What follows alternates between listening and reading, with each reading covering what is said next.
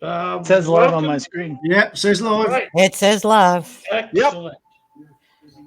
Welcome to the third episode of the Padded Room. Today we have, as well, Jack Childress will be here eventually. He's dealing with technical issues, and anyway, we have with us a truly international panel. So we have first off Jennifer Amato and Kathy. Hello. Then we have from the UK, Mr. Rick Fleet. From Canada, we have Nick Rhodes. And from wherever his alien overlords tell him to, Scott Baker. This week they're telling me I'm from England, so originally. Welcome to the family. Thank you. Okay, so today, as usual, we have to try and establish some structure to this so that we don't slip into conversational chaos from the word go. No guarantees. We might do just that, but to give this some structure, we're going to start on the topic of things that we nerd out about. Everybody is a geek about something. Everybody nerds out about something. So let's start with that and see where that leads us. Jennifer?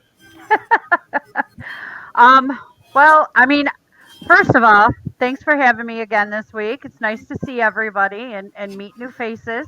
Um, I nerd out about a lot of different things. When I found out about this group, the Written Undead and the Wordpeddler Society, I am not going to lie, I was just ecstatic. I had ended up getting on with the Written Undead a couple years ago. Just recently, I've been introduced to Word Peddler Society. And honestly, I nerd out on being able to talk to indie authors. I nerd out on being able to, read all these books because I absolutely love to read. And all these books and being able to speak to authors who write the books that I read, it's just, to me, that is just, oh my God. I'm like so fangirling right now. Like I do every other week about everything, but it really is, doing these podcasts gives me the opportunity to speak with all these authors, and I really appreciate you guys coming on because you are fulfilling my fangirl fantasies. So thank you.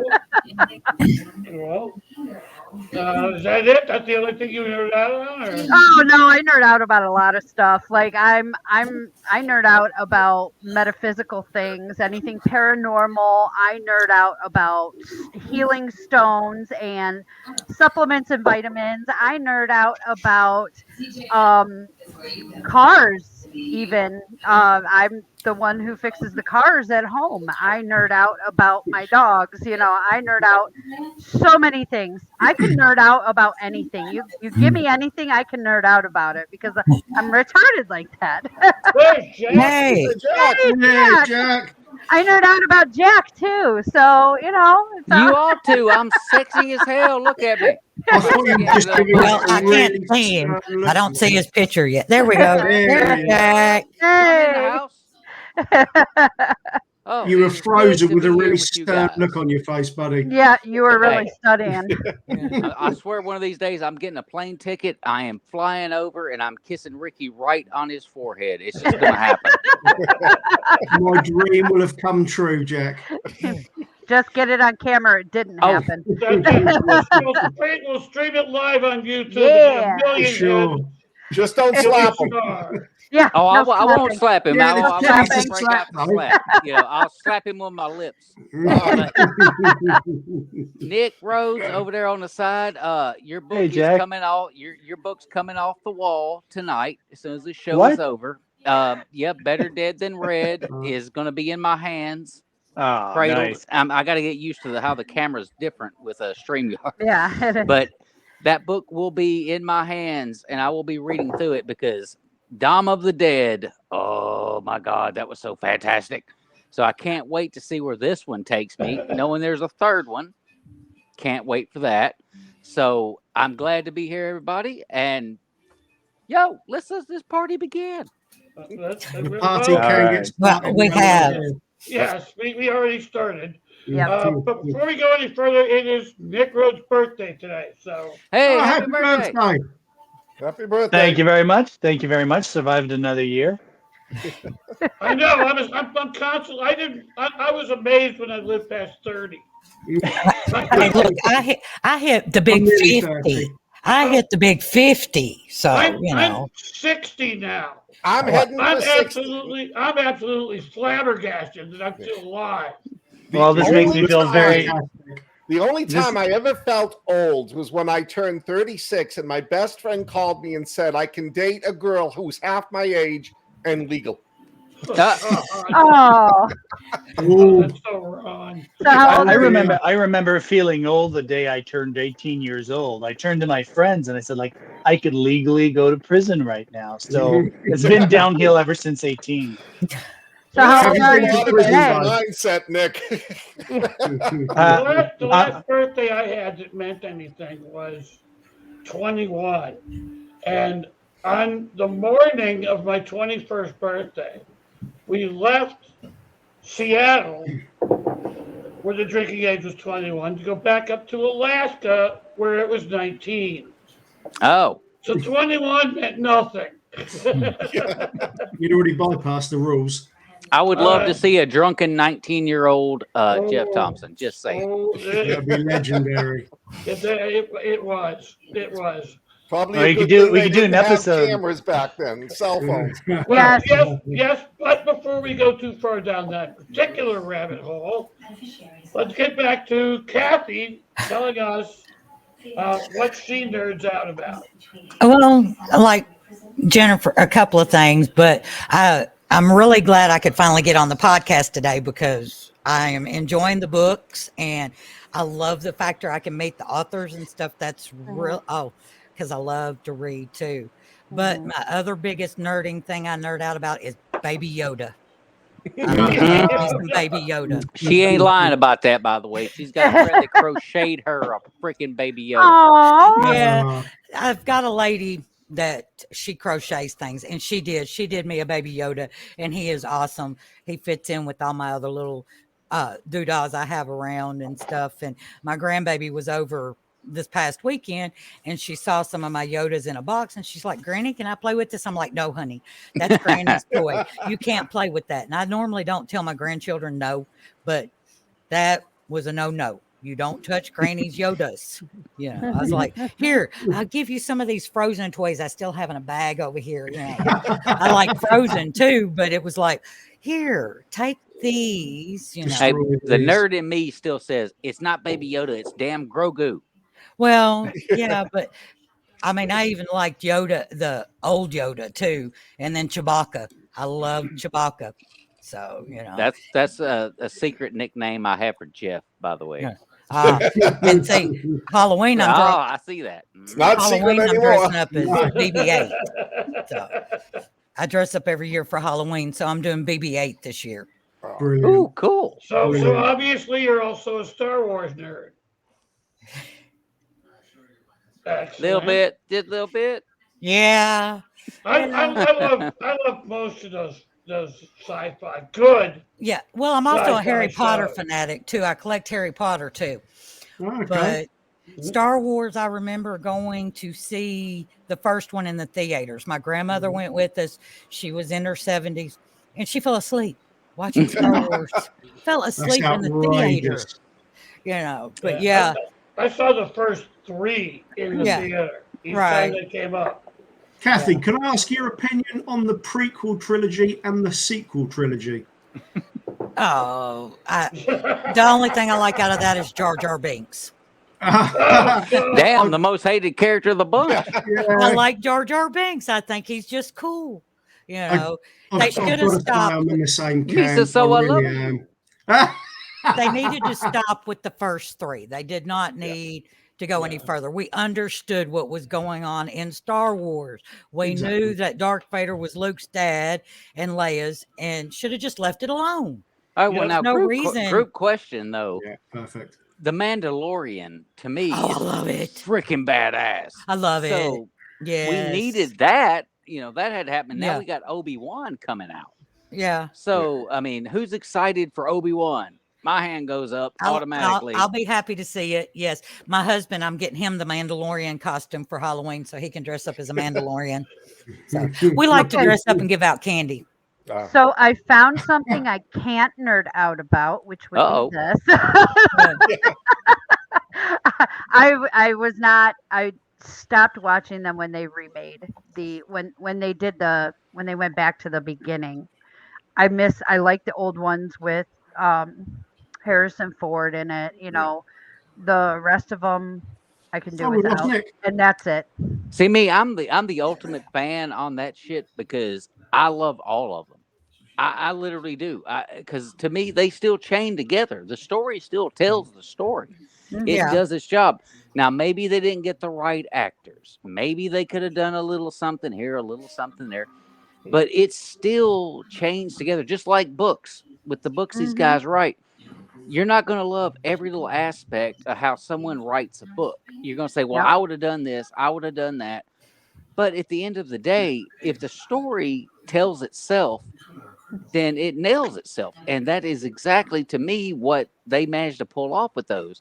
Now, were the prequel trilogy a little corny at points? Yeah. But they gave us eye candy. They gave us great action. Some of the acting was a little bit off, Hayden Christensen. But outside of that, they nailed it. Yeah, no, I'm with Kathy. I don't think that should have been made. They're just they taint the three in the middle.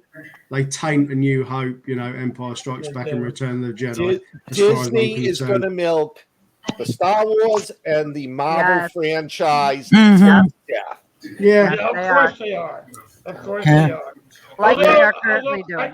I have to say on the prequel, any planet stupid enough to use Jar Jar Binks as their representative in front of the council deciding their fate deserves what they get. Yeah, because Jar Jar Binks is a little nutty. It was a poor troll on their part, I think. He was a comic character. But maybe he was the smartest and most diplomatic on his planet. He might have been a Sith. That's frightening. Yes, the Sith Lord theory. I like that. I've always adopted that theory. He's a Sith Lord. Yeah. They could possibly have just messed up the story horribly.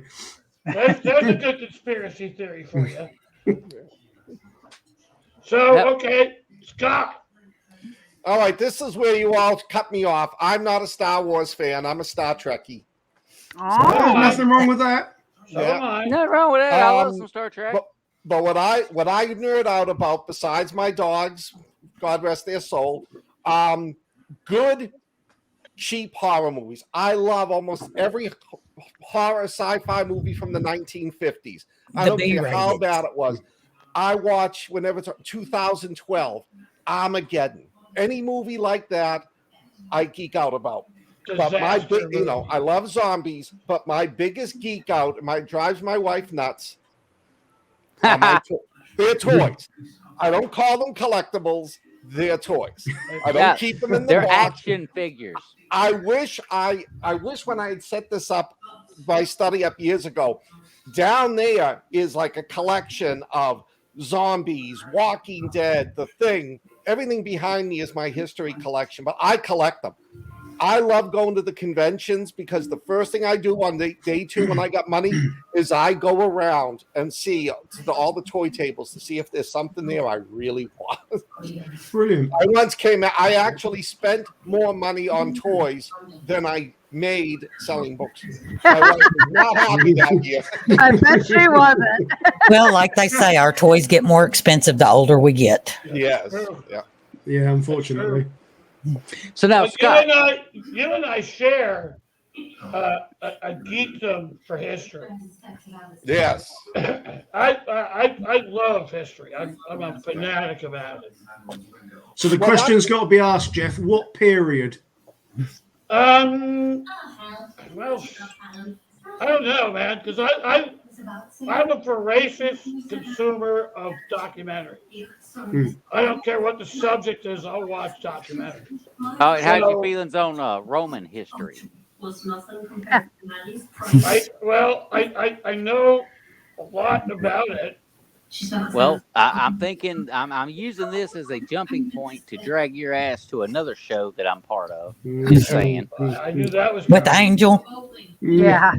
Our resident Roman. Yeah. Yes, Just sir. don't expect me to wear the hat. You'll be totally remiss if you don't wear the hat. You must wear the hat. That's not gonna happen. See, I like Egyptian history. Hey, Yes.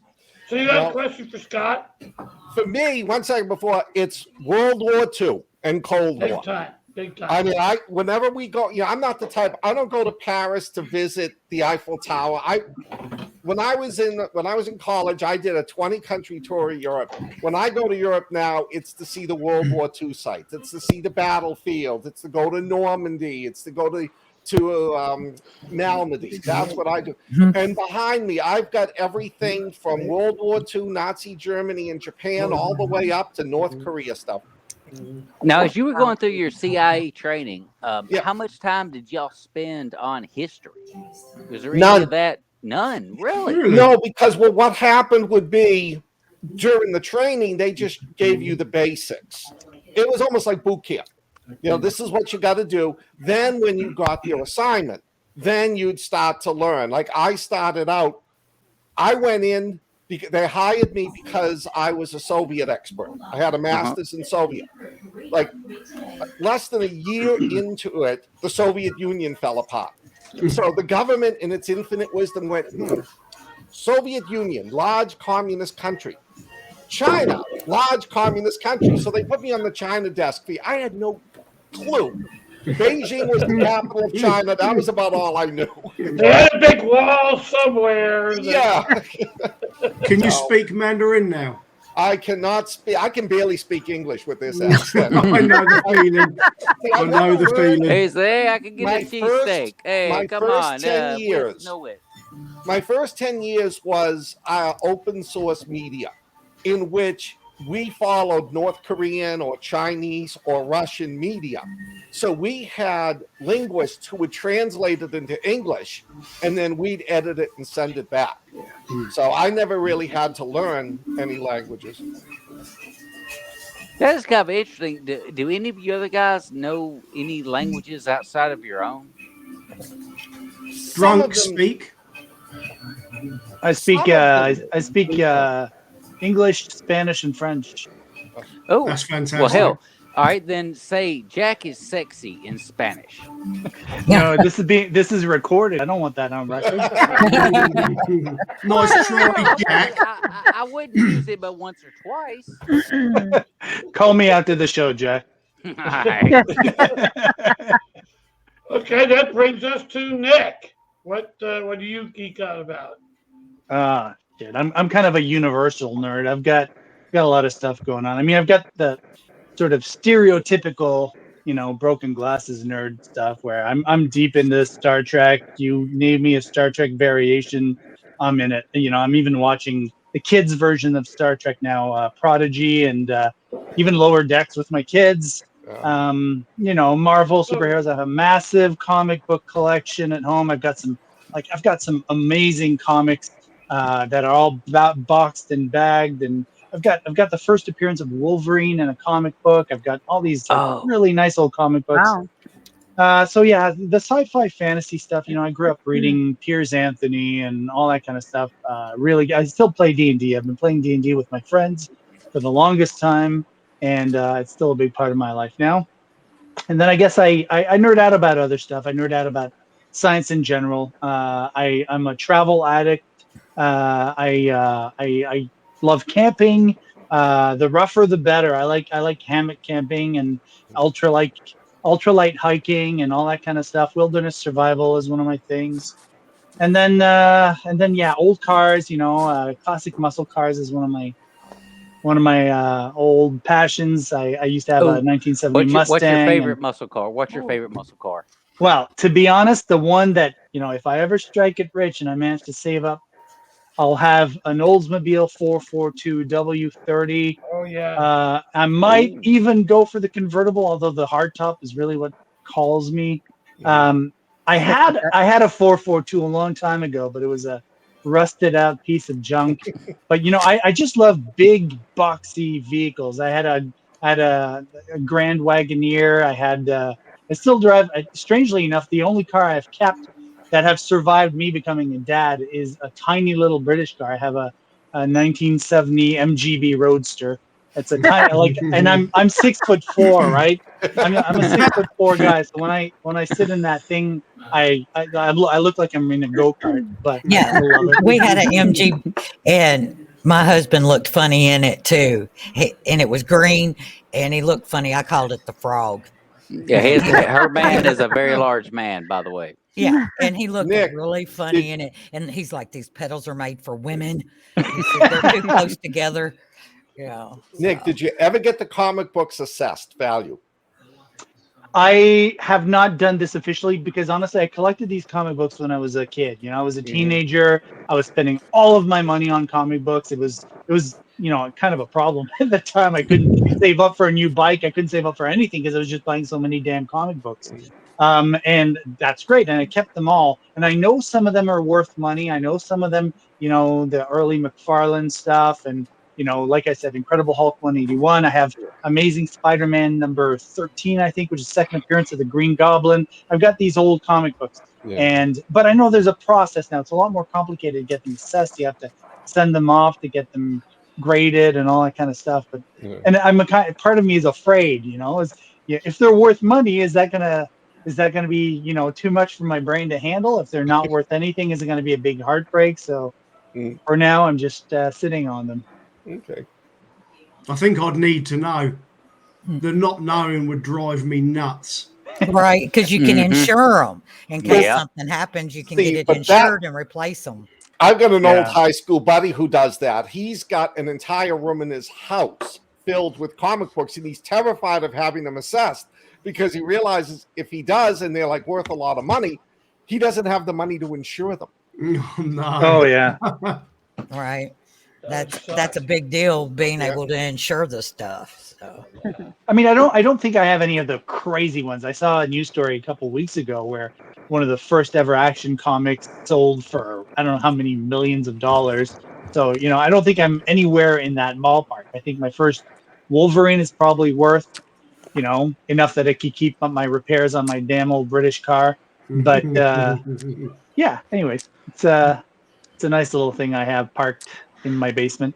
Well, I used to have a shit ton of comics like back in the day, and they all kind of went away as years went on. But I did make sure that I got my hands on Deadpool Kills the Marvel Universe Yeah. and the I wish it follow-up would. Deadpool Kills the Marvel Universe again. I've got my 2 graphic novels here. Yeah, Have Wait. any of you totally. guys ever considered like doing graphic novels? I've looked into possibly getting Devoured World turned into a graphic novel simply because it's my series that's got the most action and the most sort of crossovers into science fiction and mechs and titans, floating fortress barges and all that kind of stuff. So I've looked into it, but the costs at the moment they're just out of my reach. That'd be like You got to Walking get that Dead, artist. where Yeah, Walking Dead started out as a graphic novel. Exactly. Yeah. I mean, maybe in the future. I mean, sort of a black and white sort of average page is probably, I think it was about $50 for just a black and white. Then you add color on top of that. So you try and factor in, an entire comic, and it's quite a lot of money. And then it's the processing of that. What I've kind of looked at doing is buying a few key scenes from some of my books, asking them to recreate them in, like a 6-panel or whatever it is, and basically having them as merch or prizes that are unique to myself. Now it's out there. So, but as I say, there's a lot of sort of graphic novels out there. So we're already competing in quite a big pool as it is. To then try and compete in that with the outgoings that are involved in creating a graphic novel, like I say, it's just out of my reach at the moment. But I'd definitely look to it in the future. Yeah, You know, you not Hellspawn, because zombies are done to death, but something, you know, like my Infernal series, or, you know, my Ascension anti-superhero series, possibly. Yeah, you'd have to go through one of the bigger publishers to stand any chance of making money, like Yeah, Thor yeah. or what's that black Okay, who's got a something? TV going? Dark Horse. Dark Probably me. Kill that. Kathy. Story's great. All right, well, Jack. All right, what I nerd out on, dude. First off, I nerd out on sports. I'm gonna be honest. That's my first big thing. I nerd out on sports. I'm a huge sports fan. But then when I can finally step away from all that, the biggest thing that I nerd out on is straight up horror. It doesn't have to be zombie. I don't care where it comes from, as long as it's imaginative and it draws me in. You get me hooked on something, I'm coming into it. Because, example, Nick Plumridge, he goes up by Nick James in a different thing. He has a sci-fi book, They Are Among Us, and that kind of stuff right there just draws me in to where I listen to it on the drive to work. I listen to it on the drive at home. I listen to it at work when I can. I get hooked on stuff like that. That's the things that nerd me out, is great storytelling, which is what I'm fortunate to get from every face I'm looking at right now on this panel. I mean, even Kathy, her stories are like real life stories, but we'll get into that some other time. But nonetheless, I get caught up in anything to where you tell me a great story, and I'm nerded. At that point, I'm like, yep, I need to know what's going to happen to the next guy. What's going to happen to the next girl? What's going to happen here? What's going to happen there? And I lose my mind over it. That's the kind of things that nerd me out. But I also get nerded out on anything that's horror related involving water. Jaws is always our primary example. We always go to Jaws. That is the icon. But was it however many meters deep was the movie? Anything like that, because I'm terrified of water. I've had a few accidents involving water. In fact, once I actually literally dove through an inner tube and got hung upside down, and was doing this, stuck until people flipped me back over. I ain't a big fan of water. I don't do water. So you give me something like that, I'm going to read it or listen to it or watch it, because it scares the living crap out of me. So I've got to ask, Jack, have you seen Underwater with Kristen Stewart? No. How do I Great find movie. it? Great movie. Load of people hate it. I found it thoroughly enjoyable. Oh yeah, I liked it too. The ending of it, and what they'd released. It's always been fascinating to me. We've got the stars mapped, but we haven't got the sea mapped. Is that the one where they scuba dive on like an old house underwater? No. This is basically a scientific sort of underground. I don't know whether they are at the Mariana Trench or whether it's some other. It's some research station. Yeah, exactly. And she's kind of just sort of staring at the mirror. And then, there's a drip, and she sort of looks, and the entire facility basically just gets wiped out. And it's them trying to escape to sort of pods that will take them back up safely to, the surface. And I won't go any deeper into that because, as I say, I don't want to spoil it for you. But yeah, no spoilers. Loads of people really hated on it, but I'm fascinated by the fact of what is down there that we do not know about. See, that terrifies the hell out of me, and so I'm absolutely fascinated by it. But I'll give you one more thing that I nerd out on, because I don't think it gets enough love, is Phantasm. The tall, I've seen that for a long time. The spears flying right in somebody's head. That's one of the greatest movie series ever made, and it gets no love. It's just fantastic. Yes, it is. Have you ever seen Open Water? It's an older movie now. It's one of those shark Yes. movies.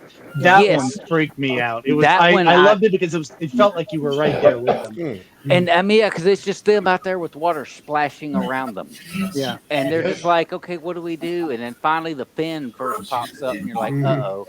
Well, that And- shot where they put their mask under the water just to Yeah, see and what's they're under looking. there. Oh, and they're- man. Oh, dude, I would have been done right then. It was automatic heart attack. For I'm sure. out. Probably the Floating in the water. scariest story in that vein actually happened. It's the USS Indianapolis. Yeah. Yep. And that's the one told in Quinn Jaws. talks about it. Quinn talks about it in Jaws, but yeah. When he the crew reaches had over to and touches abandon the guy ship. and he just bobs and then Yes. he flips upside down and he got a That bottom. happened. That happened. They had to abandon ship. They started with, I don't know, a couple of hundred survivors and ended up with like a third that many that lived through it. Because the Well, sharks because I just know kept she's a- feeding on them. Because I know she's a crazy beast. Kathy, what's the scariest water thing you've ever seen? It had to be in Jaws because that growing up I watched it. But yeah, Jaws where he comes up on the back of the boat and just chomps on it. Yeah. And it's just the music. That music gets you when you're watching Jaws because you know, oh God, here he comes. This big old shark. Yeah, and he looks really real for it being such an old movie. I mean, they did really good with it being as old as it is. But yeah, Jaws it kept me from wanting to get in the water for a while. And we're fixing to go to Daytona in a couple of weeks. So here we are. We're talking about Jaws. So it's going to be like, am I really going to get in this water? Or what Yeah, am I we gonna just do? screwed you up. Welcome Yeah. to the group. Well, see, that's the funny part. We were in Florida visiting my parents one year and we were swimming around and we saw these black fins. We thought they were dolphins. We get home, watch the news. They were black sharks and we were just Black tips, feet yeah. away from them. And it's like, I was in the water with a shark and it didn't get me. You know, it's like, okay, that was a good part, you know, but black sharks aren't aggressive sharks. So, you know. They'll still eat you. Yeah, but they They were think doing you their look little like a thing. seal. Yeah, they were doing their little thing over here. So it was like, okay, we're over here. And, you know, Maybe they had filled up on the appetizers already. So right. Yeah. All the spring breakers. Yeah. On the buoy tender I was on out of Hawaii, we were a day or two out of Guadalcanal, and the sea was just flat calm. So we were going to do swim call. Basically, you just stop the boat and everybody dives off, and there's one or two guys with M16s that are on shark watch just to make sure nobody gets eaten. But I was on watch that morning, and I was standing out on the bridge wing, and the guy who had the roving watch was there with me, and all of a sudden I hear him say, "Holy shit!" and he's looking over the side, and I go over there. There had to be a 15-foot mako swimming right next to the boat. And I'm like, sir, I don't think we're doing swim call today. Unless you can swim fast. Yeah. Oh, I had the yeah. pleasure of swimming. I had the pleasure of swimming with sharks many years ago in Belize on a snorkeling trip. They weren't dangerous sharks unless they get really bothered by you. But they were like all of a sudden we were surrounded by this group of nurse sharks, and they're all like 7-8 feet long, and they're very curious. And apparently they're not dangerous because they're not very aggressive sharks, And they got have crazy teeth. Yeah, but they get so much to eat over there. They're not all that interested in chomping into a couple floating man babies. So they surround you and they get so close. At one point, I couldn't even resist. I had to, like, as it was just gliding in front of me, I reached out with my fingers and let my fingers just kind of trail along its length as it swam past, and it was fantastic. My heart was beating like crazy. Neat. Man, I loved it. What does it feel like?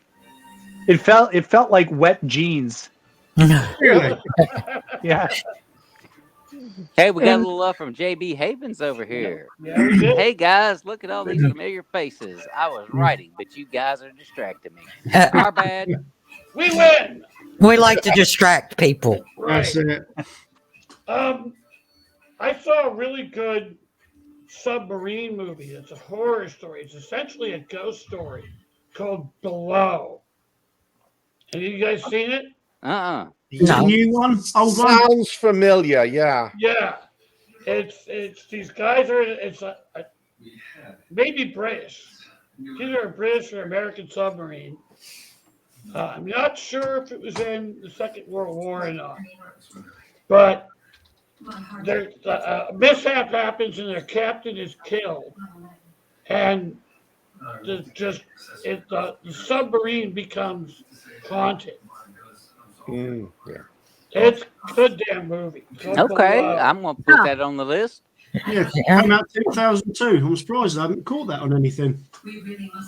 Yeah, our super researcher Ricky Fleet is on top of it. All over it.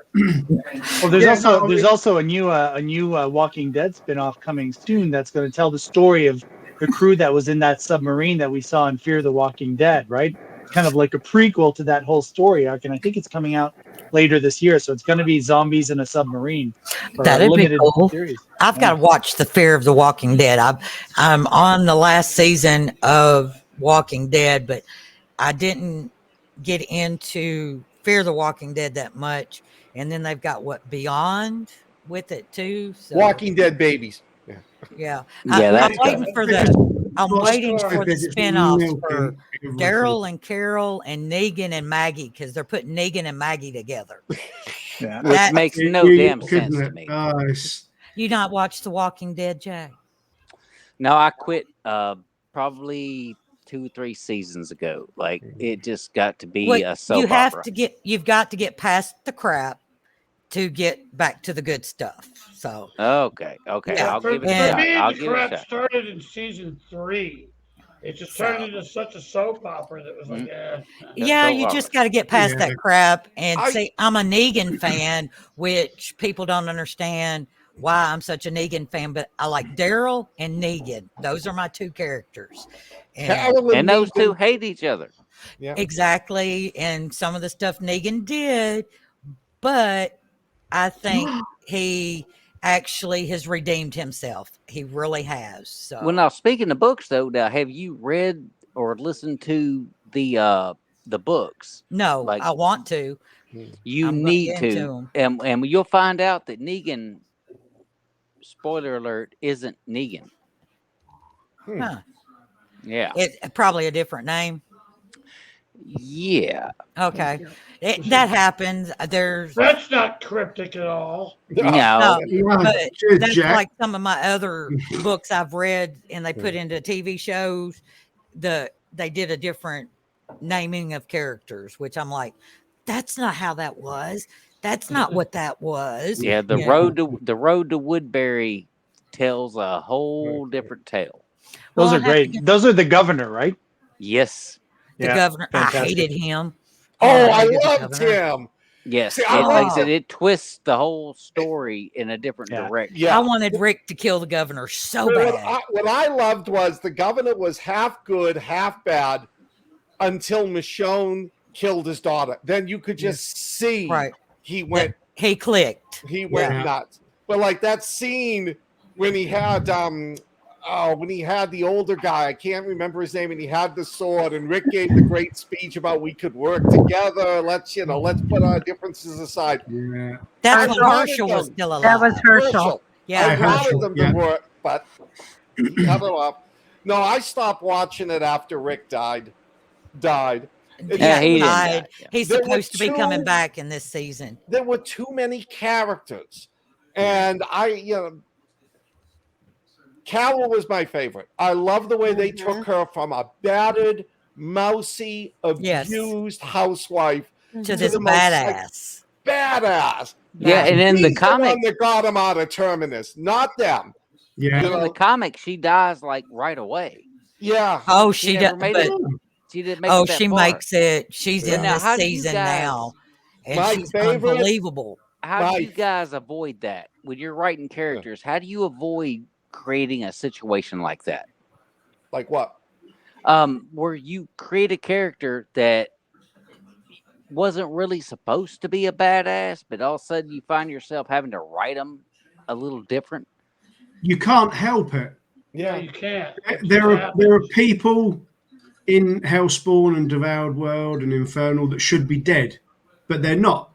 Because when the scene came where they were going to die, they pulled something out of the bag.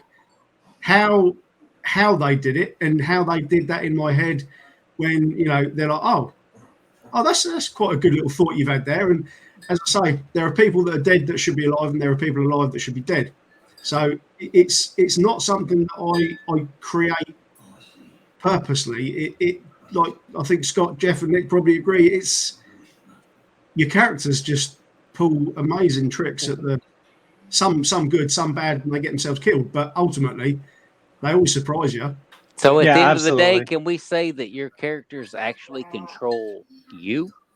Yeah, pretty much. Yeah. I move I'd say from place to place with a little nudge here and there with massive hordes of zombies or mutants or whatever.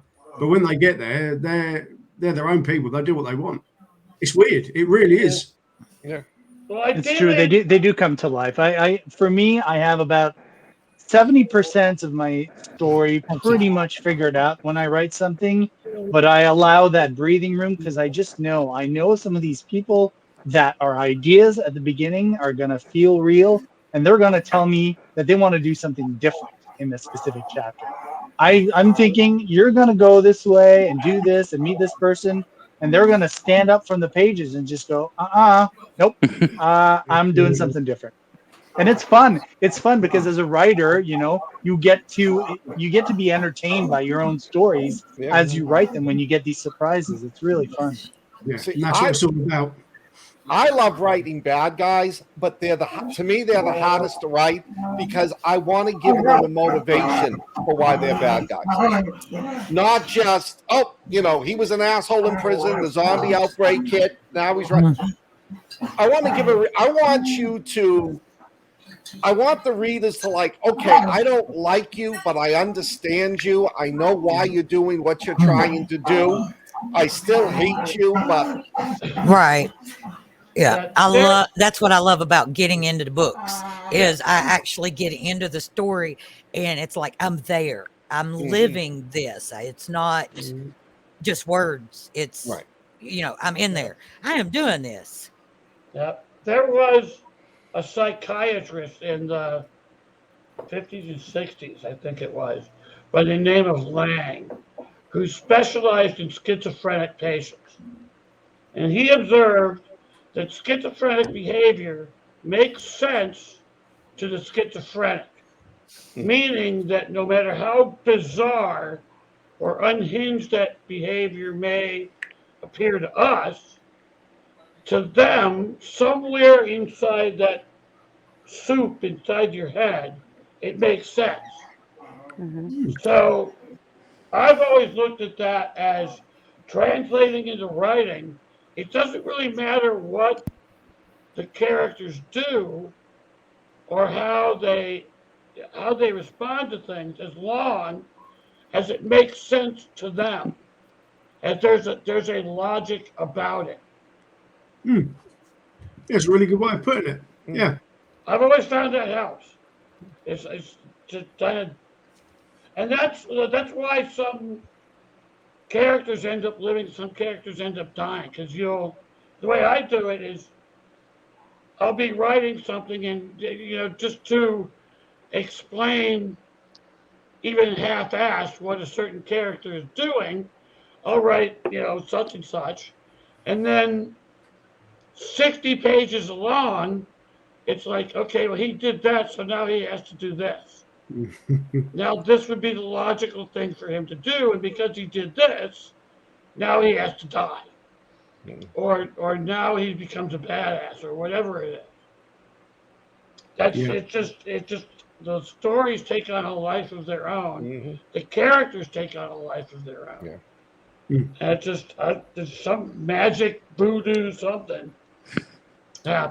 Back to Scott's point, I find the same issue in creating bad guys and having, it's easy to create, I say it's easy to create a Carol. It's not easy to create a Carol.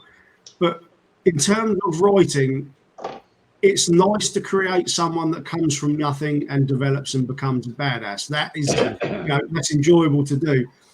I also find it difficult to write bad guys that haven't got the typical tropey kind of processes behind them. Like a roving band of motorcycle bandits in a zombie universe, or other typical bad guys. And like similar to you, Scott, I struggle to flesh out as easily as I do the good characters, evil characters. And I don't know why that is. I don't really. One of the favorite things I did was in one of my books, I had it was a family, and the older brother was a prepper, and he was one of these gung ho. He watches all the YouTube, and the sister was more TikTok and that. And the minute the zombie outbreak hit, he folded like a house of cards, and she became the biggest badass. Kept on saving his life. I just thought it was because I know so many of my friends who tell me they're going to survive the apocalypse. They won't make it 30 minutes. I know what you mean. Yeah. Twisting the whole thing on its head, and I bet the readers loved it. Yeah. I mean, I like writing bad guys a lot. I find that the thing that gets me to where I want to be when I write them is thinking about the fact that these antagonists, they don't see themselves as antagonists, right? No, they don't think of themselves, I'm the bad guy. They think they're the good guy.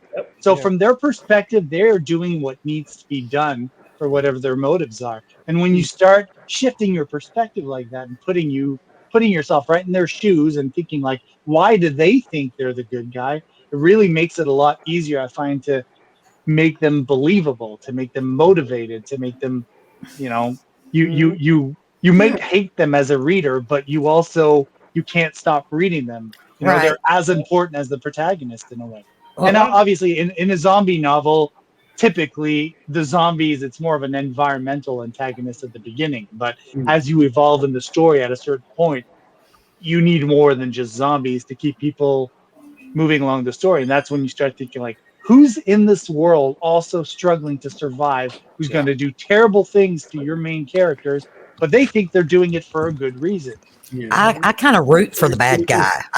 In some stories, I'm for the bad guy because he's out there doing his thing and he's surviving just fine. And you Now got we the see good where guy the being Negan like, comes from. the good guy's like, I don't know how to do that. I still think the best bad guy ever was Hannibal Lecter from the movie. Oh, God. Even though they built him up and you fall in love with him, and even when he's brutalizing the cops in the cell, you're rooting for him. Yeah. If I could do that in a novel, then it would be like, I'm done. Have you read Thomas Harris's books? No, I haven't. Oh man, the movies don't come anywhere near. Really? You have no idea how warped Hannibal Lecter is. Well, I'll give you a villain that he's consistent. Yeah. He's completely consistent. Well, the sequel to Silence of the Lambs, my former wife was reading it one night. At 3 a.m, I get woken up by this, God damn it, the book hitting the wall because she didn't like the way he ended it. No. That ending is one of the most twisted things I've ever read. It was just I'm going to have to pick him up. Well, it may be new to everybody else, but I'm a kid. Granted, I'm 46, so I go way back with all this. To me, the greatest villain of all time is the one that Marvel decided to make the greatest villain of all time in present day, is Thanos. Because his idea was simple. Eliminate half of everything and then let everyone flourish from that. To me, that's the greatest villain of all time is Thanos. Yeah, well, that goes back to the idea that he thinks he's a good guy. He thinks he's doing it for a good reason. He thinks the Avengers are the bad guys, right? Yep. I think the best example of this is probably Severus Snape. Oh yeah. From Yes, Harry Potter. I loved him. Because he's a bad guy, but you get to the end of all the books and you find out why Hmm. he did what he did. Yeah, he got bullied, all kinds of Oh, stuff. he got bullied. Plus, he was in love Of He was in with love Harry with Potter's Harry's mom. mother. Yeah, Yeah. yeah. I haven't read them yet. Thanks, guys. Hey, that's Well, just I that's will There's also so much agree, in guy. between. There's There's so much yeah. in between. So much in That's between what there. spoilers That's would why the say. movies are It's 3 in the hours movies. long. It's in the movies. Yeah. Yeah, no, I've not seen them. I've not seen them. Oh, The I'm one, the not a Homework. wife Harry loves them. Potter fan. You They're have worth homework. reading. They're They worth are. reading. It That's why the didn't movies are me. 3 hours long. The books Yeah. are so long, so much detail, Yeah. and Yeah. oh, It just didn't click. I tried it. I tried both the movies and the books. It just Just couldn't something. handle it, huh? No, something Takes just it. didn't click. Sometimes it does. Not your But thing. that brings us to you. Oh God, what am I Yeah. answering? What do you nerd out on? Oh Jesus. Besides sorts my of things. sexy self. You know I love you, Jack, and our time together is never long enough. No, all sorts. I mean, I'm sort of the young old age of 43, so I was sort of growing up in one of the things I used to nerd out about. I don't nerd out about it anymore because horror movies these days are pretty much crap across the board. But back in the golden age of the 80s and the early 90s, when you had the top shelf 18 rated horror in the blockbusters, and you'd go in and you'd find them on the top shelf, and you'd go in there and there'd be a new one out. You had all your the Video Dead, Neon Maniacs, Hellraiser, The Blob, The Thing, all the and then when you sort of got a little bit older and you could go to other shops, you'd find more sort of like niche horror. That's where I found Lucio Fulci, City of the Living Dead, The Beyond, and sort of gone from there. So I absolutely adore all those older, really, really sort of iffy horrors that. I mean, I watched The Beyond again the other night, and the effects in it, although they're laughable in a way because its effects at the time it was groundbreaking. And when I watched those as a kid, like the zombie flesh eaters, when the lady sort of gets her head pulled into the spar of the window and it goes into her eye. Those sort of things, absolutely stuck with me for years and years and years. And I still watch it now, and I still wince to it. But as I say, 80s, 90s horror, absolute golden age. These days, I was always a bit of a gaming nerd. I spent so much time and so many 10 pences in the arcades playing Street Fighter, Pac-Man, all the games all the way through. I absolutely love gaming. Mortal Kombat. Centipede. I was never any good at the fighting games because I never learnt the combos very well. My mates were doing all the finishing moves and stuff, and I was just jabbing, punch. Dude, punch, I was punch, uppercut all day. That's all I could do. Uppercut. At the end of the day, yeah, one and done, Jack. Just it's going to hit eventually, isn't it? Yeah. That sort of transferred into the games of these days, where I play sort of Total War, Warhammer, and stuff like that. Which leads me into another thing that I absolutely nerd out about, and it kind of encompasses the whole fantasy genre anyway, like Tolkien and stuff like that. Absolutely love Tolkien, Lord of the Rings, and all the Hobbit, Silmarillion, and stuff like that. But the Warhammer universe, it's a lot darker than Tolkien's story of good and evil. In the Warhammer universe, be it the old style or the 40k, the futuristic Warhammer, there is no real good or evil. It's just everyone is against each other. You've got the sort of the Imperium, you've got the Eldar, you've got the Tyranids, you've got the sort of like the Chaos gods like Khorne, Nurgle, and all the other bits and pieces. And it's absolutely love all that stuff. The fact that there's no real good or bad. It's just war. What about World of Warcraft? That was good. I played that. I'm not. Please, can we delete this bit from the podcast? I played World of Warcraft for years. Yes. I picked it up when. Oh God, what was the second DLC? Crusaders. Yeah. The Burning Crusade. So I never played vanilla, but I picked it up when the Burning Crusade came out, and then what was the blinking third one? I'm trying to think because there's Pandas. I think was the fourth one. Pandas was the fourth one. The third one had Karazhan. Cat. Ah, It starts with a C because it has the. I want to say Cataclysm, but wasn't Yes, that? that's it. That's it. Yes. Yeah. So as I say, we had a. I've met friends on there that I'm still Facebook friends with today. Yeah. I've met up with in real life, and you know, people I absolutely adore. I still adore to this day. I haven't played World of Warcraft for 10 years. I want to say 10 Oh, years. it's still good. But did you see the movie? Yeah, I enjoyed the movie. Yeah. Yeah, They did really good with that. Yeah, they've Better done than Resident Evil. far better than I thought they were going to, I must admit. But yeah, as I say, I played that for several years with a massive guild, and we used to be raiding every weekend. Mm-hmm. And you know, you forge friendships online that, although you know it's supposedly a digital friendship, Yeah. that's not really. You know, you do fall in love with these people. You know, I still say I love them to death now. You know, they're friends for life. I still follow what they're up to, and even though I haven't played with them for donkey's years. Yeah. Sure I've got feels friends like a like lot that. like what we're doing now. Right. You know, the only difference is we're not getting wiped out over and over on a boss, getting frustrated. Right. We're not screaming Leroy Jenkins. Yeah, one of the best parts of the whole thing. Yeah. I still laugh when I see that now. But Yeah. no, you know, in terms of science fiction, I was always more a Star Wars than a Star Trekkie. But I always used to love watching Star Trek on, you know, Saturday TV and stuff like that. I love Spock. Sort of stuff. You know, it's the possibilities that are opened by all of this. You know, be it sci-fi, be it Warhammer. You know, it's different worlds that you can just disappear from this world into for any period of time before you come back to the mundane drudgery of the reality. You know, you've got to get up the next day and go to work. It's the escapism. You know. When you were talking about disappearing into the worlds earlier, Kathy, I speak to when I was teaching. I don't teach anymore, thank God. But most of my students either had never read a book or had never experienced what it was like to actually become vividly in the worlds that are written on the pages. And I felt so sorry for them. You know, pretty much every book I read, within a few chapters, or no, not even that, a few paragraphs, you kind of disappear into the world. And whether it's just the youngsters these days and the technology they've been raised on. But they looked at me like I was some sort of idiot.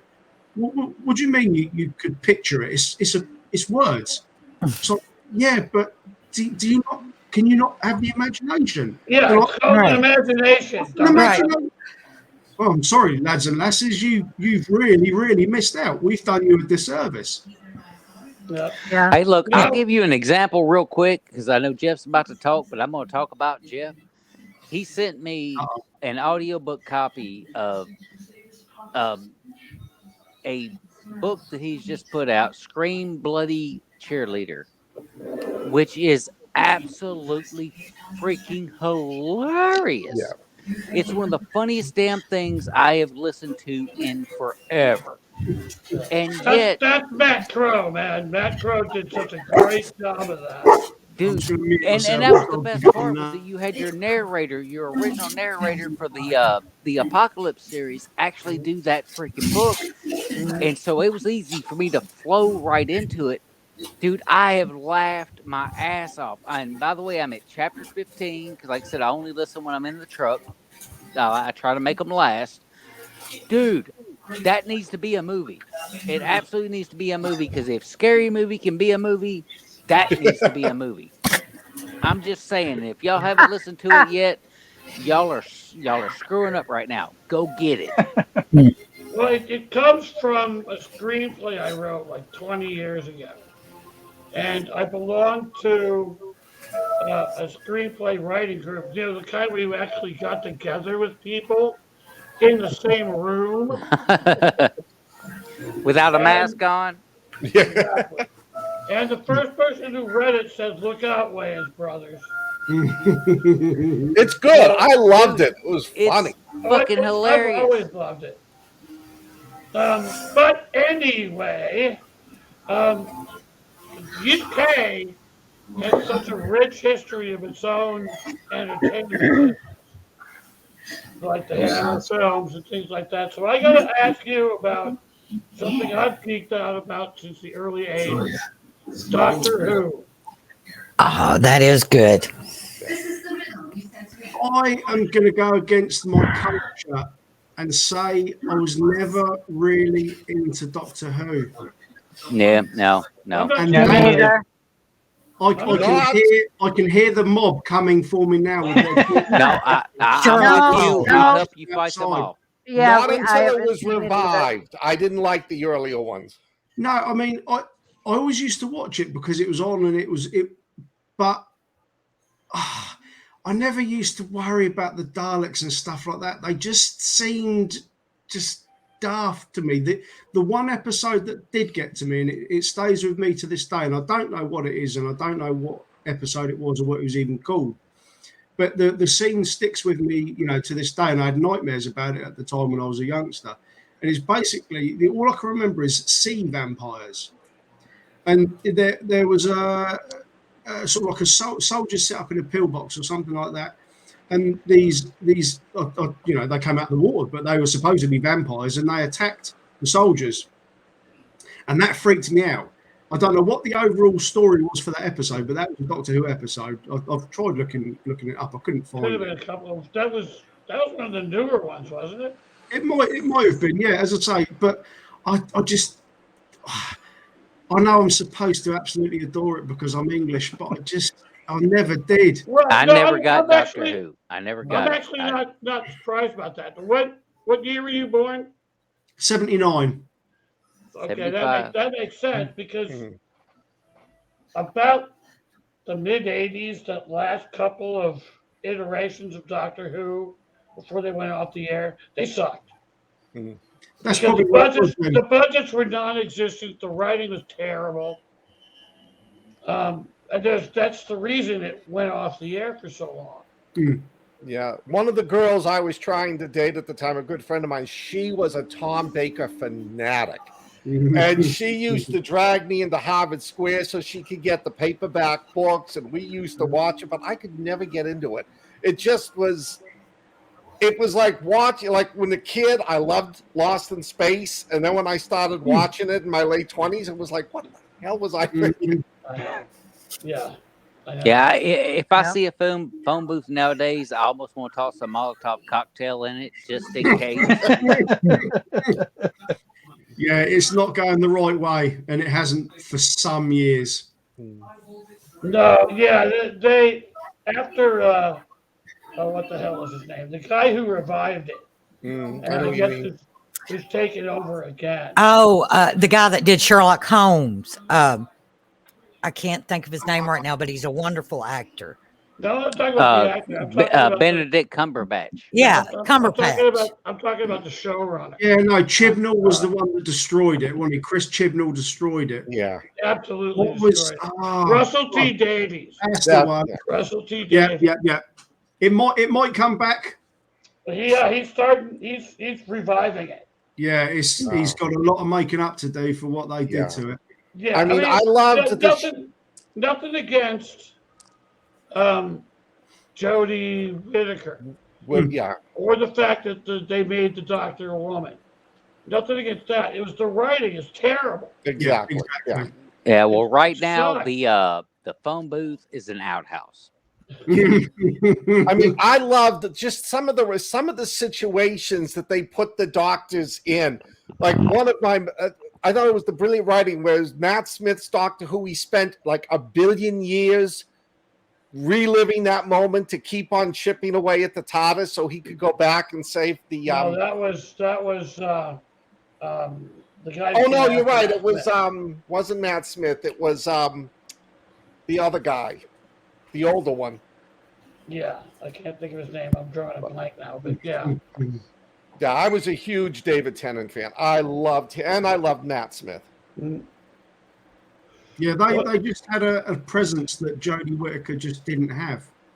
Whether better writing would have helped it, I don't know, but I just don't.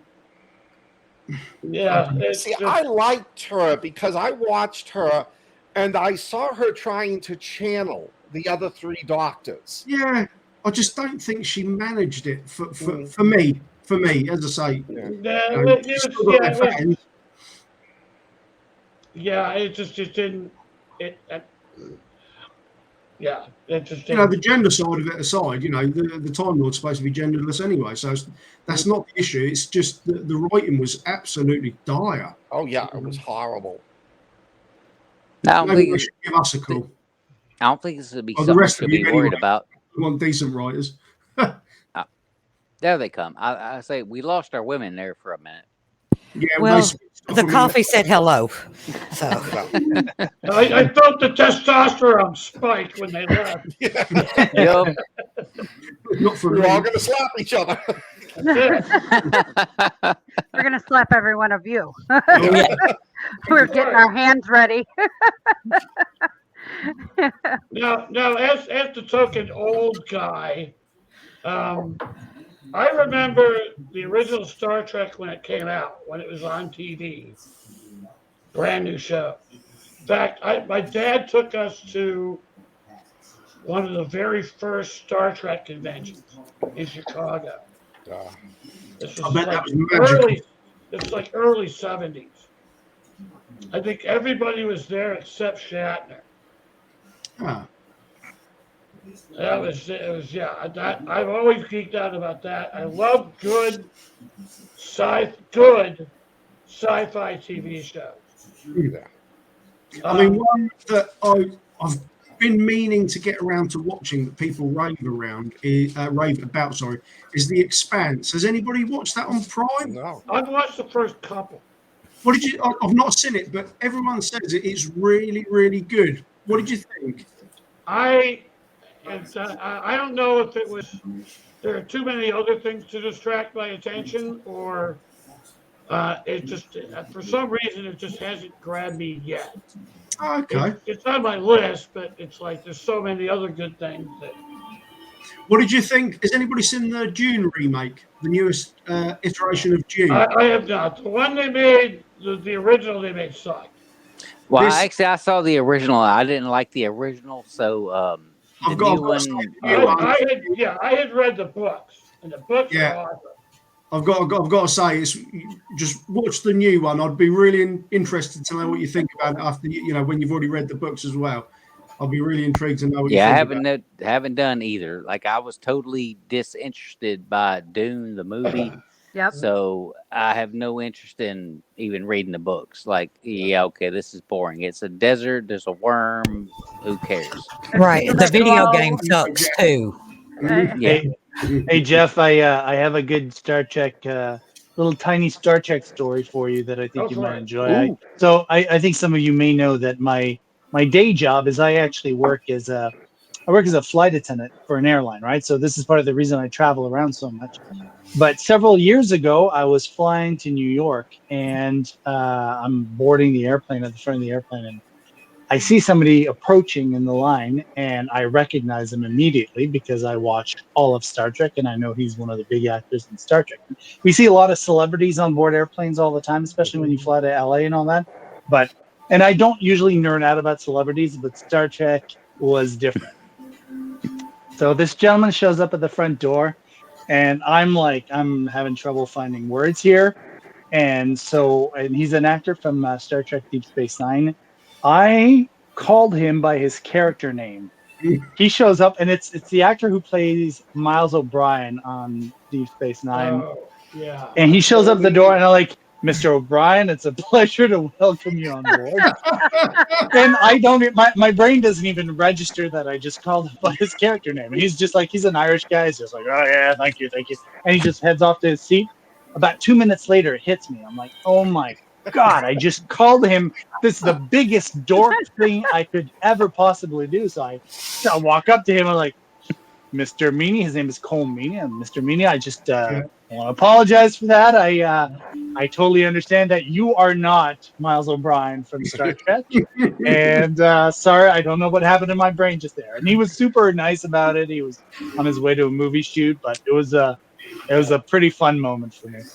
That's freaking cool. That's freaking cool. Nick and I share a belief that we talked about the first time we met, which was at 2019.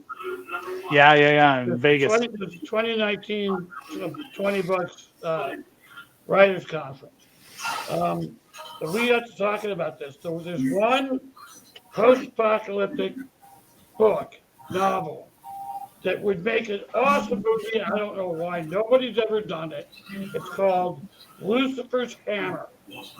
It's one of the best post-apocalyptic Yes. novels ever made. It's an old book, but man, and honestly, Jeff, like I know you said movie, but I would see this as a series, just like they did with Yeah. Station 11 or something. I would make this into a super high production value, Yep. very fleshed out, because there's enough material there to make, a season or Yeah, two of really good they'd television. have to make it more up to date because it was written. Sure. in Oh the yeah. 70s. So And now Is you what's that know the one that? about What's the it about? moon dust that eats away Earth? No, the Oh. Lucifer's Hammer is a meteor. It's an asteroid that hits the Earth and it just everything is destroyed. Oh, Is that I haven't by heard that. Larry Niven and Jerry? Cornell, yeah, Yeah. yeah. Oh, It's that's such a right. good book. That is such an excellent book. The cover's absolutely abysmal. They obviously didn't get the memo that we get about making sure the cover grabs you. That is poor. Well, that's in my top 5 favorite post-apocalyptic novels of all Yeah. time. Absolutely. Just That, pick that up. and the Stand are like 1 and 2, interchangeable. Mhm. Okay. I'm one of the rare people that preferred Swan Song to The Stand. The Stand came a very close second, but I just fell in love with Swan, through the book. So, I read Stand, and I'm now watching the series on Paramount. They And- totally screwed that. And so far, I just watched the first couple of episodes, and I'm like, that's not what was going on in the book. No, This isn't right, yeah, I don't know what but they I'm do. going to try and make it through the series just to see. I made it maybe 2 minutes into it. And I'm like, no. Well, no, I so can't far, watch I'm this. not liking the show, but the book was just outstanding. It was great. That was the one Stephen King book that I did like. Yeah, and I can't read it. I don't like clowns, so I can't do it. Well, I again, I read it for you, and it's not worth it. Oh, thank God. It's not That means even I don't just a have to. clown. It's not even just a clown thing. There's so much more extra BS in there that's absolutely unnecessary. That it does nothing for the book. I didn't even do honestly. the movie. I just. I like The movie doesn't even match the book, so it doesn't matter. Neither one of them. Neither I one of liked the them. book until the end when he just went completely pedophile. Yeah. And Yeah, I that hated the was first really, movie. really That's odd. what I was talking about. I hated Yeah. the first movie because he took a whole bunch of washed up comedic actors and Yes. threw them in. I never felt the horror. The only Well- thing that kept me going in that was Tim Curry. Yeah, Tim Curry as Pennywise was awesome. Yeah. But if we're on Stephen King though, I recently reread Salem's Lot, which I really like. Yes.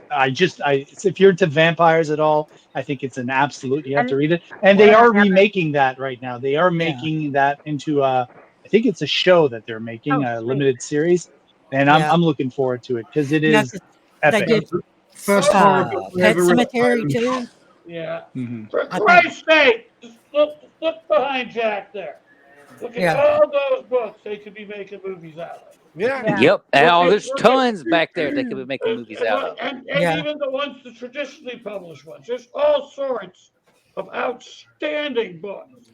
They You know what could we make need to movies do, out Jeff? of. We just need to get them translated to Korean and send them off to South Korea because they're They're not Yeah. kidding. There you They go. are killing it. No, But I I'm always going hope- to tell you guys right now, seriously, I'm going to move my camera around just a little bit just so y'all can see. That wall is covered with awesome. It's absolutely covered with awesome. I got Jeff right here. We got Damian Lee right here. I've got James Dean right there. I got J.S. Patrick. I've got Nick James right there. I got Alethea Morgan. I am covered up in awesomeness right I here on know my that- wall. I noticed you have this up there as well. Oh, yes, sir, I do. And let me turn the camera just so we can make sure. Yeah, right there in that corner right there. This was written in, it was called The Written Horror at the time, And then I can turn Dean it this decided way. to change it to I can turn it this way, Asylum and of Fear. But anyway, then I can show you my bookshelf that's got extra books hidden upon them. that haven't made it to the wall because, well, they've already got one book up there. Yeah. Guys, independent authors are some of the best authors on the planet. Absolutely. It's the most genius stuff because, well, one, they don't have a publisher telling them what to freaking do. They can write what they want to write, and they write what they want to write. And hey, surprise, we like it. I found a lot of authors like that. I was looking for different books and then I started reading. Oh, well, this one I've never heard of. Let me try it and see what it does. And I ended up liking it and found more of their books that I wanted, you know, Yep. because I was into the big authors and then you find just these little ones. And that's what got me curious when Jack told me about the Written Undead. And Yep, then I drug her in, kicking and screaming. he did. He got me into it, and I've I did Still Alive, and I'm working on some of the others. I was doing one for Angel reading, proofreading one, Yep. and I have to get motivated back into the reading. It's been a rough week or two, but I can't wait to read. I want to read Fester. He was supposed to bring it to me, but he forgot. I'm in But Fester. I get killed in Fester. you know, I know. I want to read about Jack getting killed in a book. You know, 'cause that's what, Spider ate my nuts. Now this to engage in a little bit of shameless self-promotion. This, the collector, Yes. myself and Scott gathered together a few rookies, and between the six of us, we wrote this thing in the group. And it it's was the Written beautiful. Horrors. Then it's now the Asylum of Fear, whatever D decided to call it. It came out a lot better than I thought it would. That's great. We updated it. We've updated chapters every week. We've been talking about doing it again, but the problem is people aren't reading these things. No. And this Not thing, big on anthologies. when we do these are strictly for charity. This one, all the money goes to the Genesis Women's Shelter. Every penny of it goes to that. But people aren't buying it for some obscure reason. Somebody asked me on a podcast, how did we write that book? And I said it was just an ego boost. Everybody had to outgross the writer the chapter before them. Oh, and the rookies did worse than you and me did, man. Yeah. I mean, I love some that of the book. shit That's- they were pulling out. Yeah, That's yeah, one of the favorite books I've written or been involved in. yeah. Well, that thing hangs on the wall, and trust me, he sucks life source from that on a daily basis. He's a very happy beast right now. Especially But now yeah. that he's had 2 additions come up this week with Nick Plumridge and Chris Philbrook. They're both up there now. But we've been talking. Scott and I have been talking about doing it again with some more rookie writers. It was a lot of fun to do, although I really don't want to be the chief cat herder on this one. But yeah, we're talking about doing it again sometime in the not too distant future. And Asylum of Fear is coming up on 500 members.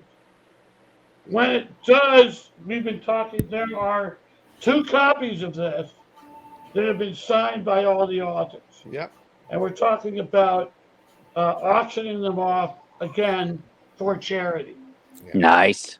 cool. So, yes. Now, Ricky, I've got about an hour left on the first Hellspawn. And I know you diss your own book a lot, but I like it. I like it a lot. The characters are believable, which is awesome. The violence, some of his descriptions of the violence are just hilarious. And the bad guys in it, the non-zombie bad guys, are real bad guys. Thank you, Jeff. That's really kind of you to say. And I So love yeah, the so way he dealt with can, them. can I finally say, Ricky, kiss my ass? You're a badass writer, asshole. No, no, the imposter syndrome is insurmountable. Unfortunately, I don't know how the rest of you find it, but it Yep. kicks my ass daily. It really does. Well- Now, Ricky, your books are on a bookshelf like the one behind me, filled with books that are on my TBR list. So I figured Yes. if they ever say to me, okay, you have to be bedridden for 3 years, I figured it out. If I read every one of the books on my TBR list, one a week, it would take me about 2.5 years to read them all. There you go. I mean, that's the thing. I'm sure you're pretty much the same. I buy all Scott's books. I buy all Jeff's books. I buy all Richard Raymond Hayward's books. I buy Sean Chez's. I buy Eric Shellman's. I buy everyone that's ever sort of like been within the community, the zombie community that we've got. I buy everything that comes out. My TBR pile is just absolutely ridiculous. Yeah. oh yeah, And Yeah. much Yeah. like the way you're doing it at the moment, Jeff. I work through one book from one author at a time. And it's never any disrespect. It's like, dude, I ain't got No. so much time. Yeah. That's the thing. And when you're writing as well, I wish I could get round to them more often and get deeper into the individual series, but it's just not enough time. Nurse Alyssa is a damn good example of that for me because I got through book 1, which I found freaking awesome. But then I started having to do these podcasts where I had to do interviews with individual authors. And so now I got to listen to their books. And so I had to push things to the side so that I could just listen to theirs. And all of a sudden I go, oh, crap, I'm behind. Just a little. Yeah, no, but what Jeff was saying, my biggest regret with Hellspawn is that I treated it as a British Night of the Living Dead, and the scenery doesn't change from the it initial. works. But it works. Yeah, Like I said, it's realistic. It's Yeah, realistic. It isn't the zombie versus Rambo bullshit that you see so much of. Yeah, it's probably just me being overly critical, but as I say, when I see where the story goes after that, and the read through is not as high as I'd like it to be because of the narrow confines of book 1. When it actually spreads out across the south coast of England, and you've got Arundel Castle, and you've got all the prisons involved, you don't see that from book 1, if that makes any sense. And it's probably just me being overly worried about something that's probably not worth. You're being overly worried. Poking in the eye. Yeah, I got hooked. There's a writer here whose books I got hooked on. I'm not going to mention him by name, but he wrote these 2 books out of 3 about the Yellowstone volcano blowing up. And I'm still pissed at him that he won't publish the 3rd book. This summer. Good. It's on camera. He's not going to be doing a George R.R. Martin.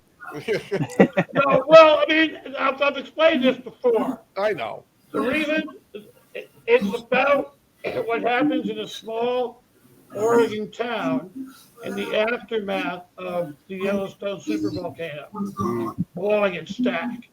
So the world is screwed. Yeah. So it starts with it's just this little middle of nowhere town, and what happens in it, and what obviously, logically, happens to it, given what we know about human nature, is that society begins to tear itself apart. Well, let me ask y'all this. Have any of you ever done a book where nobody survives? Not yet. I mean, because that's a reality thing. That's Well, a no, realistic that's thing. that's a true horror story. Yeah, In true horror story, there are no happy endings. yeah. Right. I mean, realistically, those are the ones that always stick with you. Yeah. That's when what you it sort would of- get to me is where at the end of it, the heroes, and I'll say that in quotes, they're standing there realizing we're dead. And it just happens. And Or they're you've all got dead. things like The Mist. Yeah. The end of The God. Mist. Well, that was It still stays with me to this day. You're Oh, like that, totally. Oh my God. The one that I find, to me, it's the most frightening, and it's my favorite, a post-apocalyptic, and I use the word horror, is both the movie and the book, The Road. That is Oh disturbing. yeah, that is I very. mean, that is That just is so awful. realistic and Yeah. depressing. You feel dirty after reading it. Hey, Gotta I like shower. to feel dirty after reading things. Well, What my are you favorite, reading? we've Hell, all I'm got into our kinks. splatterpunk. two of my favorite horror movies of all time, The Thing and the original Alien. Yeah. Those do not end Yeah. well for No. anybody. No. But by God, don't they stay with you because of it? Yes, absolutely. Yeah. Now, I Now, want to ask you guys. Nick, I have your first one on my TBR. But like everybody said, my TBR is just Yeah, I had the same problem. Talking It's about Dawn of it's the Dead? unbelievable. what's Talking that? about Which sorry, Dawn which of one? the Dawn of Dead? the Dead or Better Yes. Dead Than Red? I think Dawn I of the Dead. have these two Oh, right you have now. got to We read get Dawn of the Dead. Yeah, put that right on your front page. That needs to go right to your front page because I finished that. I'm about to start Better Dead Than Red this weekend. I've been kind of busy doing this shit with you guys. So I'm going to get to that like Well, immediately. I've got Dude. one. I've Well- got one I need to read is research for the last of the zombie books, the last of the Guardians of the Apocalypse books. I got one I got to get through for that one, and then the next one after that is Wild Eyed Southern Boys. Oh yeah, do that one. Definitely do that one. Do that one and then get to Nick. And I Following think immediately. after that, I think it's Virus. Thank you, Jack. I think it's Well, no, Virus I on say that. that because I'm actually in book 2 of the Wild Eyed Southern Boys series, so I'm, kind of being selfish there. How often do you die, Jack? Are you the new Sean Bean? I think I am. I actually think I am. Because what Meryl David did to me was historic. Oh my God, he killed the shit out of me in Fester, which is another book y'all need to check out. Fester by Meryl David. I've got it Oh my on the TV. God, he wrecked me. But I told him to. Now, in fairness, I told him to. I said, kill the shit out of me. He said, okay. And he did. It's like, okay. Well, see, that's what I like hearing about Jackson, one of these stories. Like when I'm reading a book and I see, okay, they talk about Tennessee or they're talking about the Smoky Mountains or something, somewhere I've been, I can relate to it. And it's like, oh, I've been there. I like that. It's more realistic, because you can relate to it so much. We did that with this. Yeah. Is we killed off a bunch of people in the group. Yeah. We had a contest, and Yeah. I think it was whoever came up with the best meme or some damn thing, and we ended up killing off like half a dozen people. It was great. And they loved it. They were like, Yeah, they did. I sent them line. It's like, are you okay with this? And they're like, oh my God, I love this. We do. We fucking love it. It's like, Yes. oh yeah, kill me. And like in my case, I got lucky because he actually treated me as a main character through the entire book. And then all of a sudden, gone. You're dead. Like, okay, I'm done. And Sorry, but you okay, have to die. I'll give you one thing, one little thing only. There's a character that starts to peel my skin away with a freaking potato peeler. Oh my God. Ew. Okay. We could have at least used I a won't knife. I won't give you the rest of it, but trust me, that's just the beginning. That's quite enough. Thank you very much. Yeah. Right. This is a family-friendly podcast. I don't think I'll look at a potato peeler The right thing. again. That No. actually is a great segue into what we can do for the last 30 minutes of this. And that is talking about the free speech and the line that we can't cross with the recent events being what they are. Don't kill the dog. And yeah, exactly. That goes We without can, saying. forget Absolutely. the slap, forget the joke that caused the slap, forget all that shit. But what I want to hear from you readers is I'll just as writers of horror or zombie fiction or post-apocalyptic fiction, we can kill thousands of people with impunity. We can destroy entire civilizations. We can bring humanity to the brink of extinction. But we damn well better not kill any dogs. Damn right. Or cats. or cats. Yeah, just don't kill the animals. Yeah, you know. I'm So sure that's the rest of you. what I'd like to talk Sorry, about is where you guys draw the line that we can't cross. Yeah, for me, it's It's dogs and animals. cats. Yeah. Yeah, don't touch them. I mean, why bother? Now you can insinuate that they died. You know, like there was a big, massive fire at a cow barn.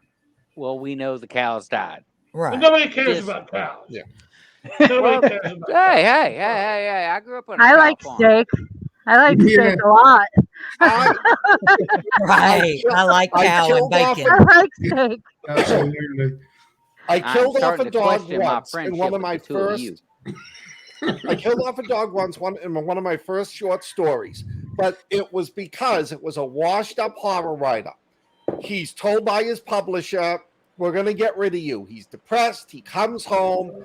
He finds his puppies beaten to death, and he walks in and finds the local town punk raping his wife.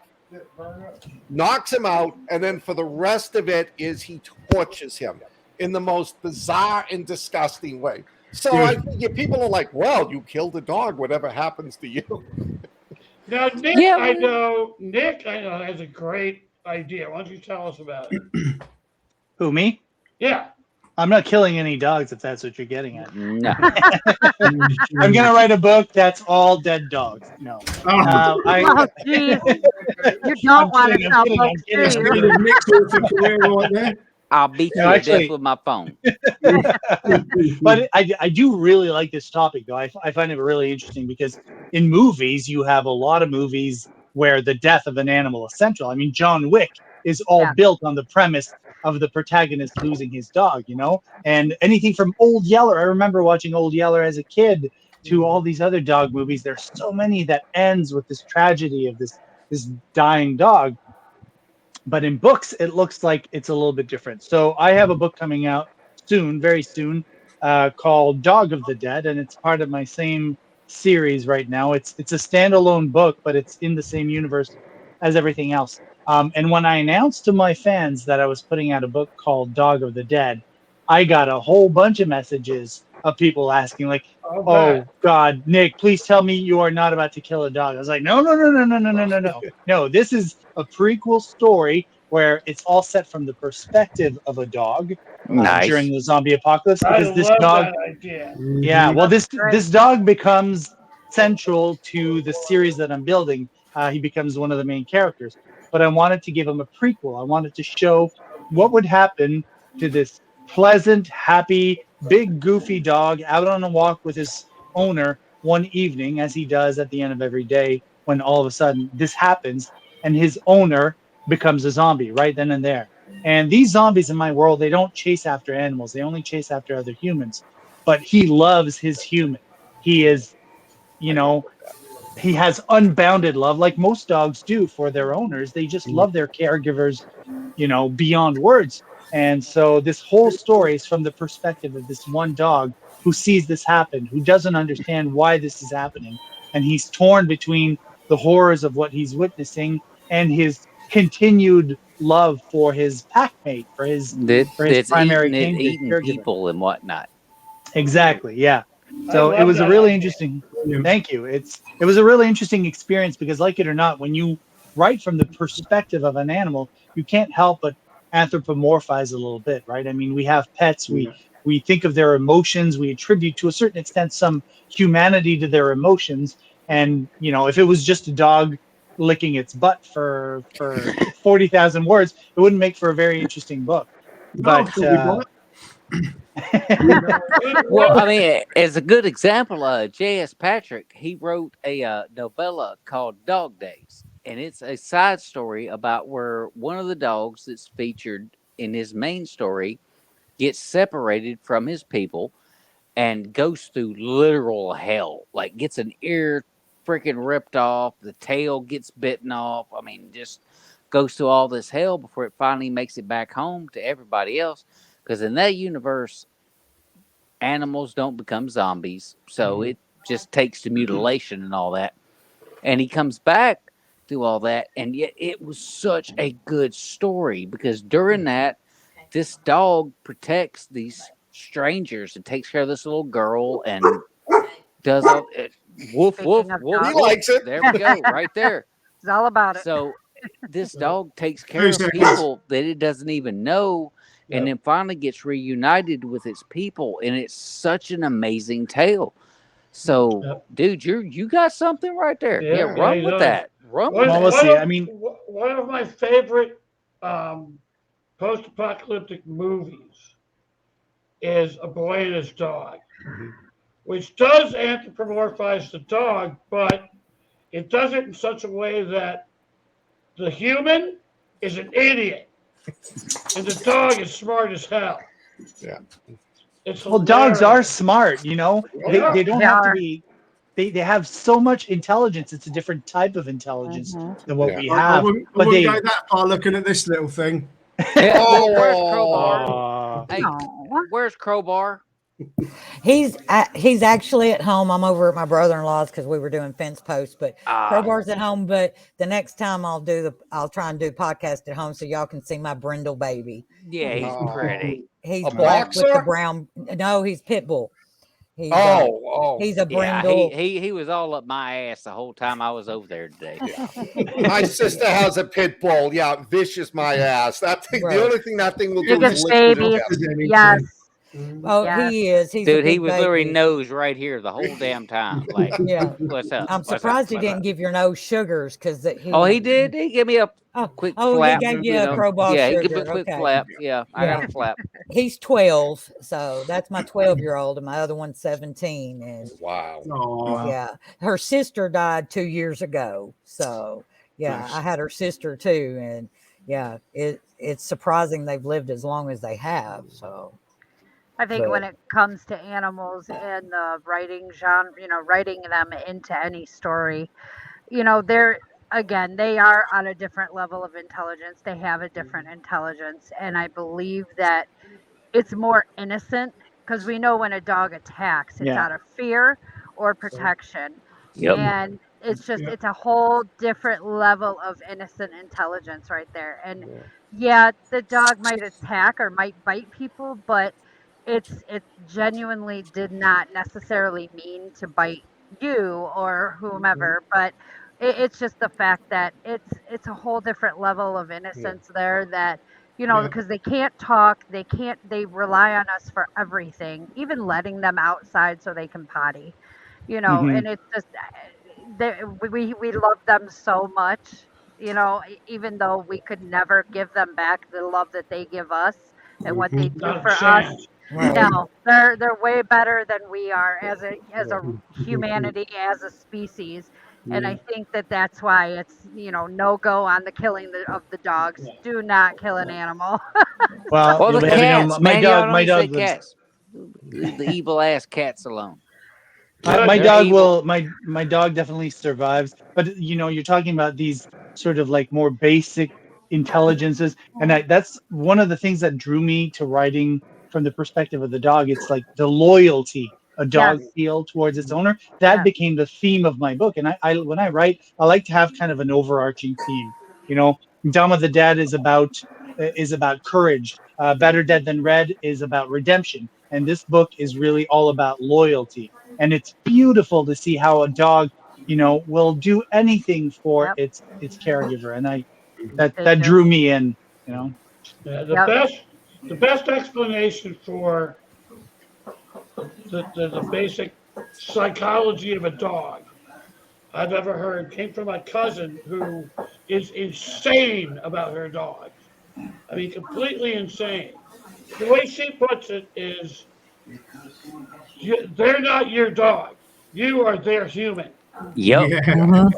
Yep. Yeah. That's the difference. Pets And don't. I know you just lost a couple of them, Scott, and that's Uh, gotta hurt. But We It- don't pick it our kills. pets. They We don't- were. We don't pick our pets. Pets pick us. Yes. Yep. Because you Walter can't and can't Bella. replace them. You can't replace them. No. but Scott, Walter and Bella became Lilith and Lucifer in the Shattered World series. Their actions, the way they behaved, and You know, it's just losing them both within 5 days. This house is so empty now. So until Yeah. we get a I'm new so one. sorry about that, mate. That's But look, And then, dude, and then hugs, you get a hugs, bro, puppy, and then hugs. it'll just be absolute chaos. Oh yeah.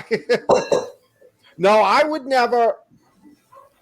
I might kill a dog depending, you know, sometimes, but the two things I will never do is I will never show a rape in progress. nope. I've dealt with the app, you know, I'll go right up to the point where you know it's going to happen, and then I'll deal with the psychological, physical, mental effect, emotional afterwards.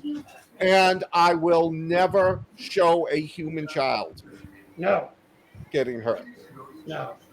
Unless maybe eaten, but by zombies. Well, now but- on that one, I've had Scott. children getting killed, but no pedophilia, none of that shit. Oh no, none of the pedophilia, none of that. But I mean, like, I would never have a girl or like a little kid tortured or caught in crossfire. Eaten by a zombie is fine. Yeah, I was gonna say, by that, I'm cool with it if it's a kid that's either about to become a zombie or has become a zombie. Yeah, I'd blow their freaking brains out Yeah. and blast them across the freaking page. I wouldn't have a problem with that. But yeah, you know, there's certain lines you can and can't cross. But that brings me to this question: splatterpunk. Are you guys familiar with that genre? My first foray into it was a bit of Matt Shaw and later Aaron Beauregard, That's a good Um, one. The Slob. I haven't read. I've got, but I haven't read The Son of Slob. But it's the rape in it. It just doesn't appeal to me. You know, the violence, the rape. It's like this. I don't care. This isn't enjoyable for me. You know, I'm the same as Scott. It happens in my books. I get up to the point where it begins, chapter ends, Yes. and then it's the psychological aftermath. And Right. Don't need details on And it. that Exactly. actually makes it that much more horrible. Is when Well, you now don't- I'll give you an example with don't Didn't write describe it. it. I'll don't give you an describe example it. with the book that I currently just read. It's not about the rape and the violence so much as it's about the poop. Yeah. You get into like eating a poop, licking a poop, slurping a poop, face stuck in poop, No. and What is how it? do you do all that? They call it That's sloppy an everyday. or something. That's an everyday occurrence in jail, so that doesn't bother me. All right, well, then we got one over here. I'm not being funny, but That's you should be able to poo into your own hand and throw it back at the inmates. you They should be do able that. to. You like Or- that? You like that? Yeah. Just have My some back. my favorite was if I had gloves at the time, I might have done it. A guy decided he was going to flood his cell right after he took a dump, and Ow.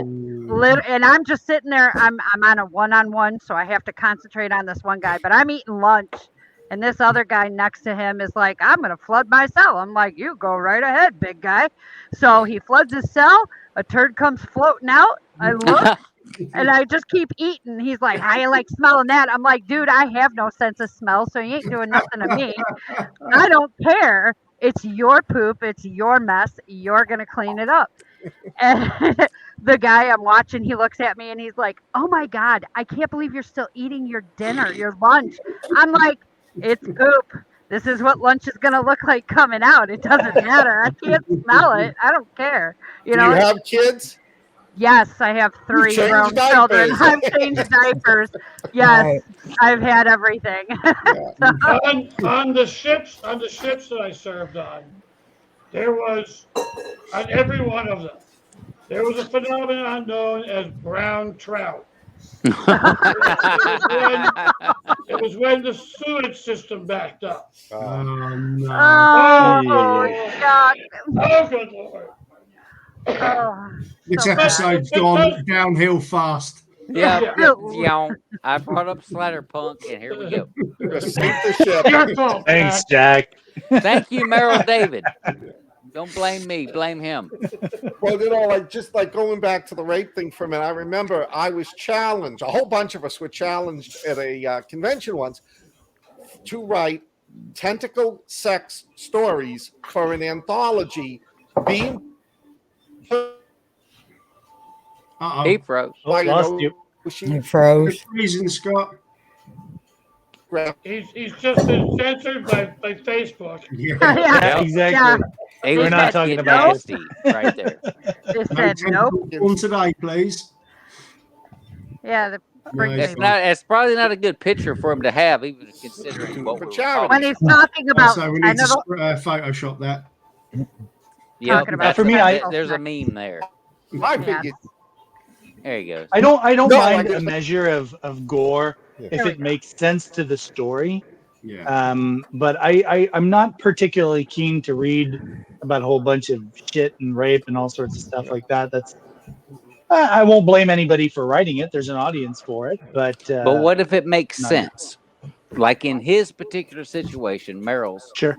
it actually makes sense because of what is affecting the characters that are doing this sick act. Mm. Do you mean specific like shit? Like it makes sense to the story? Yes, it does. Well, yeah. For this example, it's a medical condition. This character is an alien, and they have the ability to basically touch you and make you feel some sort of way. And so she does, and she puts it on these two characters, although she has no idea exactly what you're going to feel or what's going to happen to you, and it just kind of happens. And these two characters, there's two characters, two assholes, by the way, dickheads. So you don't really feel bad for them. Trust me on that.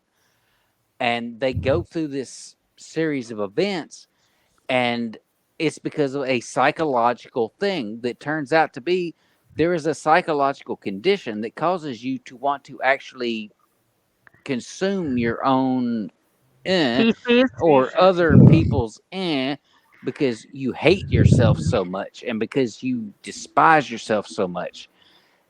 It's a thing. It's like a real thing. I didn't even know it was a real thing. I've never been tempted to eat my own poo.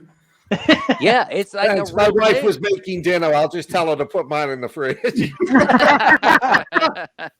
Oh no, that's a Probably good poop. example. And you know what? I read Javin's books, which his zombies poop all over the place, right? And that Everywhere. didn't bother me at all. It's part of the world building. It's fine. So I how just would think that a character licking the butt of another character with poop in their butt affect you? I would I'm gonna hold my judgment until I read it. I'll try anything once reading wise. I won't actually What? I won't do Yeah, that. wait, myself. whoa, I'm whoa, not whoa, gonna do whoa, it. whoa, whoa, whoa! I'm gonna stop you right there. Hold up, Rewind, hold rewind, up, hold up. rewind. He said reading wise. Reading Yeah, wise. reading. Had to clarify. I'll read anything once. Just at the right time. Yeah, I no. mean, What do they call it? Scatophilia? Is that what it's called? Splatter punk. Right. I mean the actual medical. Yeah. No. Yeah. It's scat something. Yeah. Scatophilia, I think. Yeah. Yeah, it's actually a sexual thing. Yep.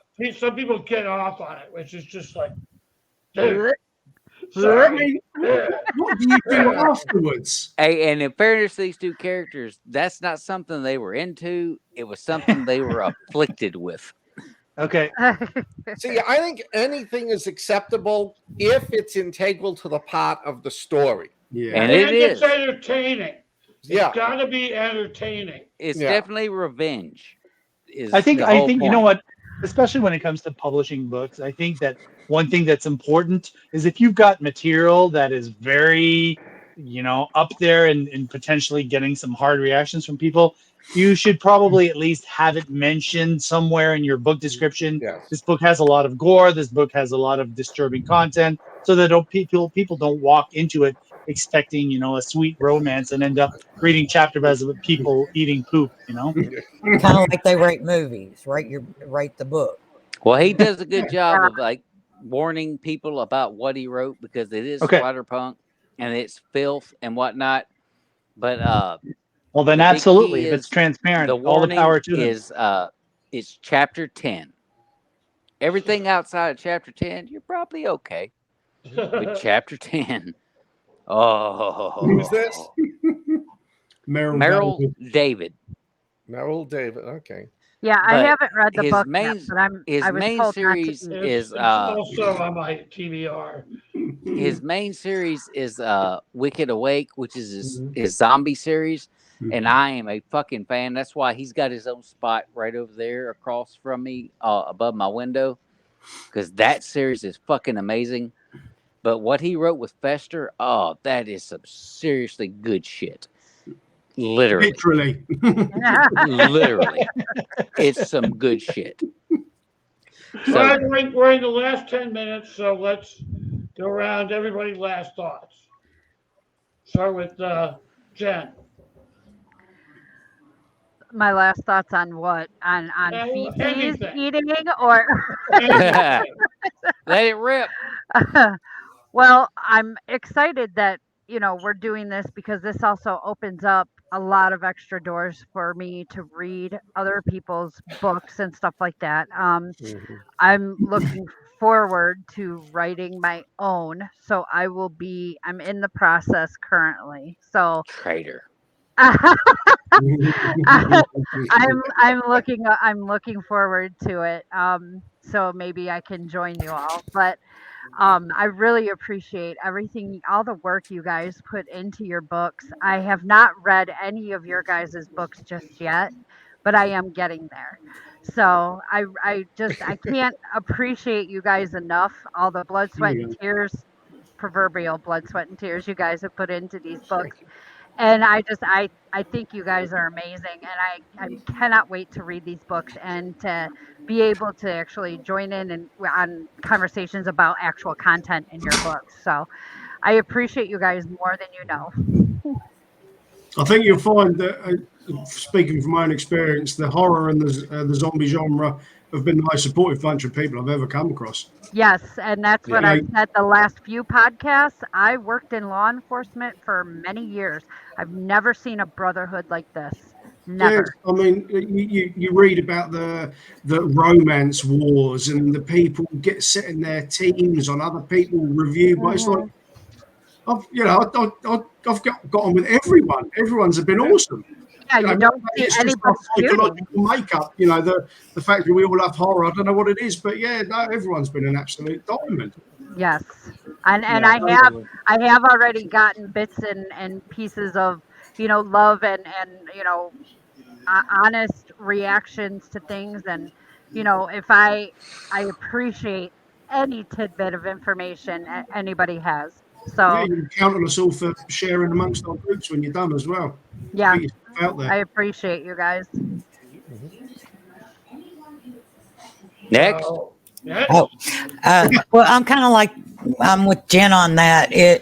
It's exciting to be able to talk to the writers of these books and Yeah. get to know who they are because I read several different types of books, and with this being the zombies, and I love zombie apocalypse stuff, so it's exciting to be able to meet y'all and be able to talk to you. And I'm like her, I'm as soon as I can get to read some of y'all's books so we can talk about them a little more, I think that's going to make it even more interesting. And so while reading them, it's like I saw that person, I know who that person is, and it makes it a little more exciting. So In yeah. my case, try not to let it put you off. Oh no, no, no, no, no, no, no. Scott. I've been attending. I did it the first time last year, and I'm doing it in a couple of weeks. There's a fantasy and sci-fi expo in Vermont, up near Burlington. And what I love about them is they have panels in which they talk about how to create characters, how to write a novel, how to publish your books, and they get the most people. And I just love chatting with them, talking to them, answering their questions. How do you want to publish? Traditional, indie, what are you writing? And, it's amazing. For some strange reason, people look at indie authors and think like we're you know, we're Meryl Streep and Alec Baldwin and you know, the woman who writes Harry Potter, Rowling. They're like we're these, you know, people that are untouchable, and it's like, no, we do the same thing you are. So, you know, the only difference is, you know, we sit in front of a computer and bang our heads against the keyboard for a living. Mhm. Nope, that's true. That's true. And incidentally, um, I know Nick's been to this, and I keep encouraging every writer to go to these. Every year, there's a group on Facebook called 20 Books to 50K, Yeah. Yeah. whose motto is a rising tide lifts all boats. Every year, they have a convention in Las Vegas. Hmm. The last one this last year was there were over 2,000 of us. Hmm. This year's looks like it's going to be at least as many, and it's all authors, all genres, all everything. It's awesome. It's awesome. I don't even really go to many of the panels. I just hang out and talk to the other writers. It's awesome. But anyway, They do them in. I think they've done one in Edinburgh that one of my friends went to. I yeah, think they have in Edinburgh every now and then. Barcelona they're doing this year as well. Craig Martell's doing. Yep. When it comes to London next, I'm going to try and get to it, but I despise London. It is a festering pit. It is a horrible place. So I might just have to swallow it and go. But yeah, 20 books to 50K is a phenomenal group. The information in there is just. Yeah. I haven't used any of it yet because I don't like advertising. I don't like putting myself out there. But the information is top notch. Yep. Nick? Yeah, I mean, I'm second you on the conference. I went there twice. I loved it. I'm going to try and go again this year. I'm still a baby here. I still think of this right now as like I'm in school. I'm learning. I'm absorbing as much as I can. I really don't have a lot under my belt. I have these two books that I've written, and I've got two more coming out soon, and then I think probably two or three more later this year. So this is the year that I'm really putting pedal to the metal, and I'm in awe of the people who do this. It's so much work to sit down and to put your stories down and to polish them and to have the faith in yourself and the trust that people are going to want to read this. And I feel, this book, you're gonna read it, I think, soon, Jack. Yes, I I did. am. Keep writing, Dickweed. Keep writing. I didn't even plan on writing this book. This is an accident. When I just wrote Dawn of the Dead at first, it's a very small It's book. right up there. It's right up there. It's that one. It's freaking Well, that one. It's right up one there. of my one of my first fans died Oh, several months ago, and his daughter told me he was a fan of mine, and I never had anybody tell me this before he was a fan of mine. So I asked for permission. Can I name a character after your dad and put him in this chapter I'm writing in this book? And she said yes. He would have loved this. He would have been thrilled. Even if he turns into a zombie, he won't care. He would have gotten a huge, ton of fun out of it. And I wrote that chapter, and it became too long, and so I decided I'm going to write a whole book out of it, and he became the lead character of this book, and so the whole book is an nice. homage to my first ever fan. So That's great. I mean, thank you for the invitation today. I still have imposter syndrome. I still don't feel like I belong here, but I'm thrilled to be here, and thank you so much for the support Well, and encouragement. well, dude, I'm going to interrupt that's in the the middle of all thing. this. I Yeah. read the first novella.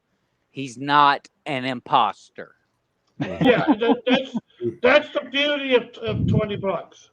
Is you get people in it who make $10 a month.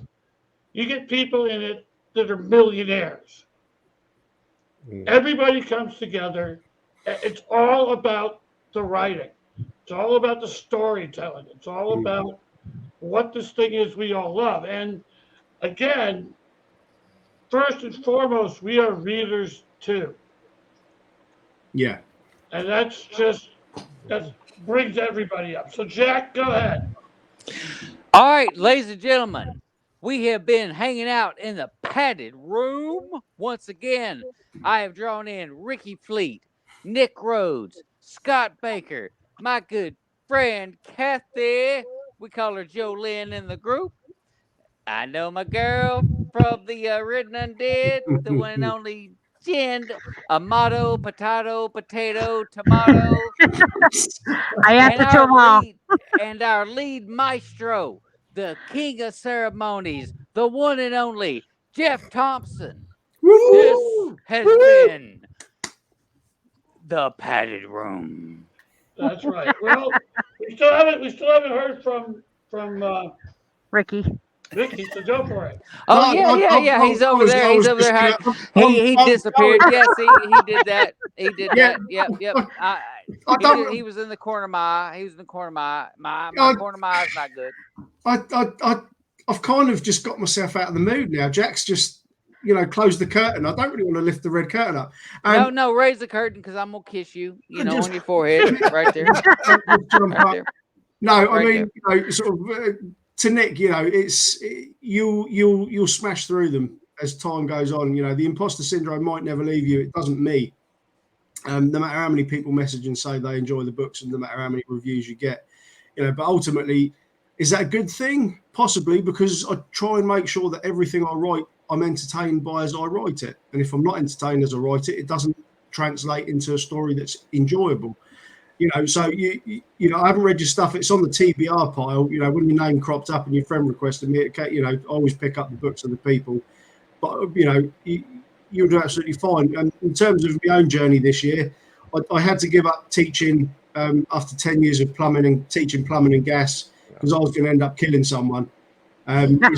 Honestly, it's the most unsupported, toxic job that you will ever come across in your life. It is.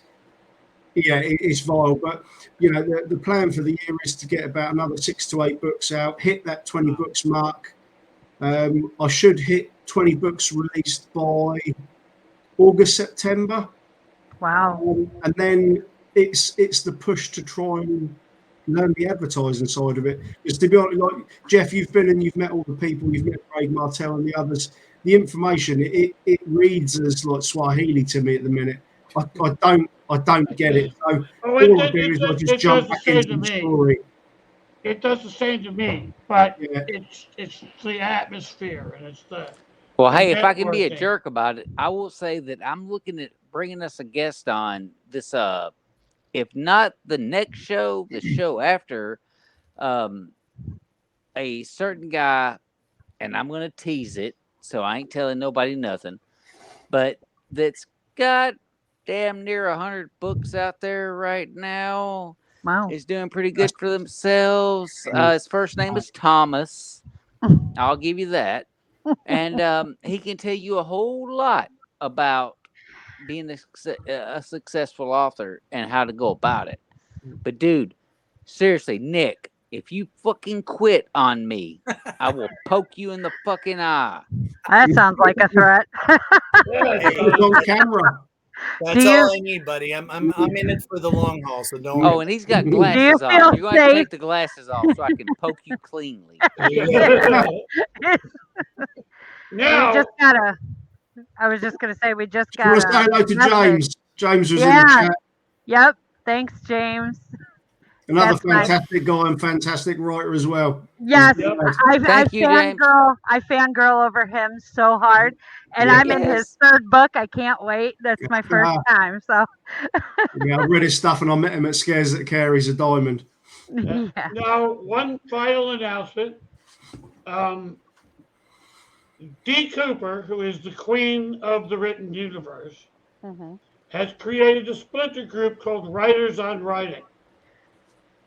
And basically what it is we're trying to gather together a bunch of writers who have a bit more experience in this to help to like offer friendly advice and critiques and such to newbies and rookies.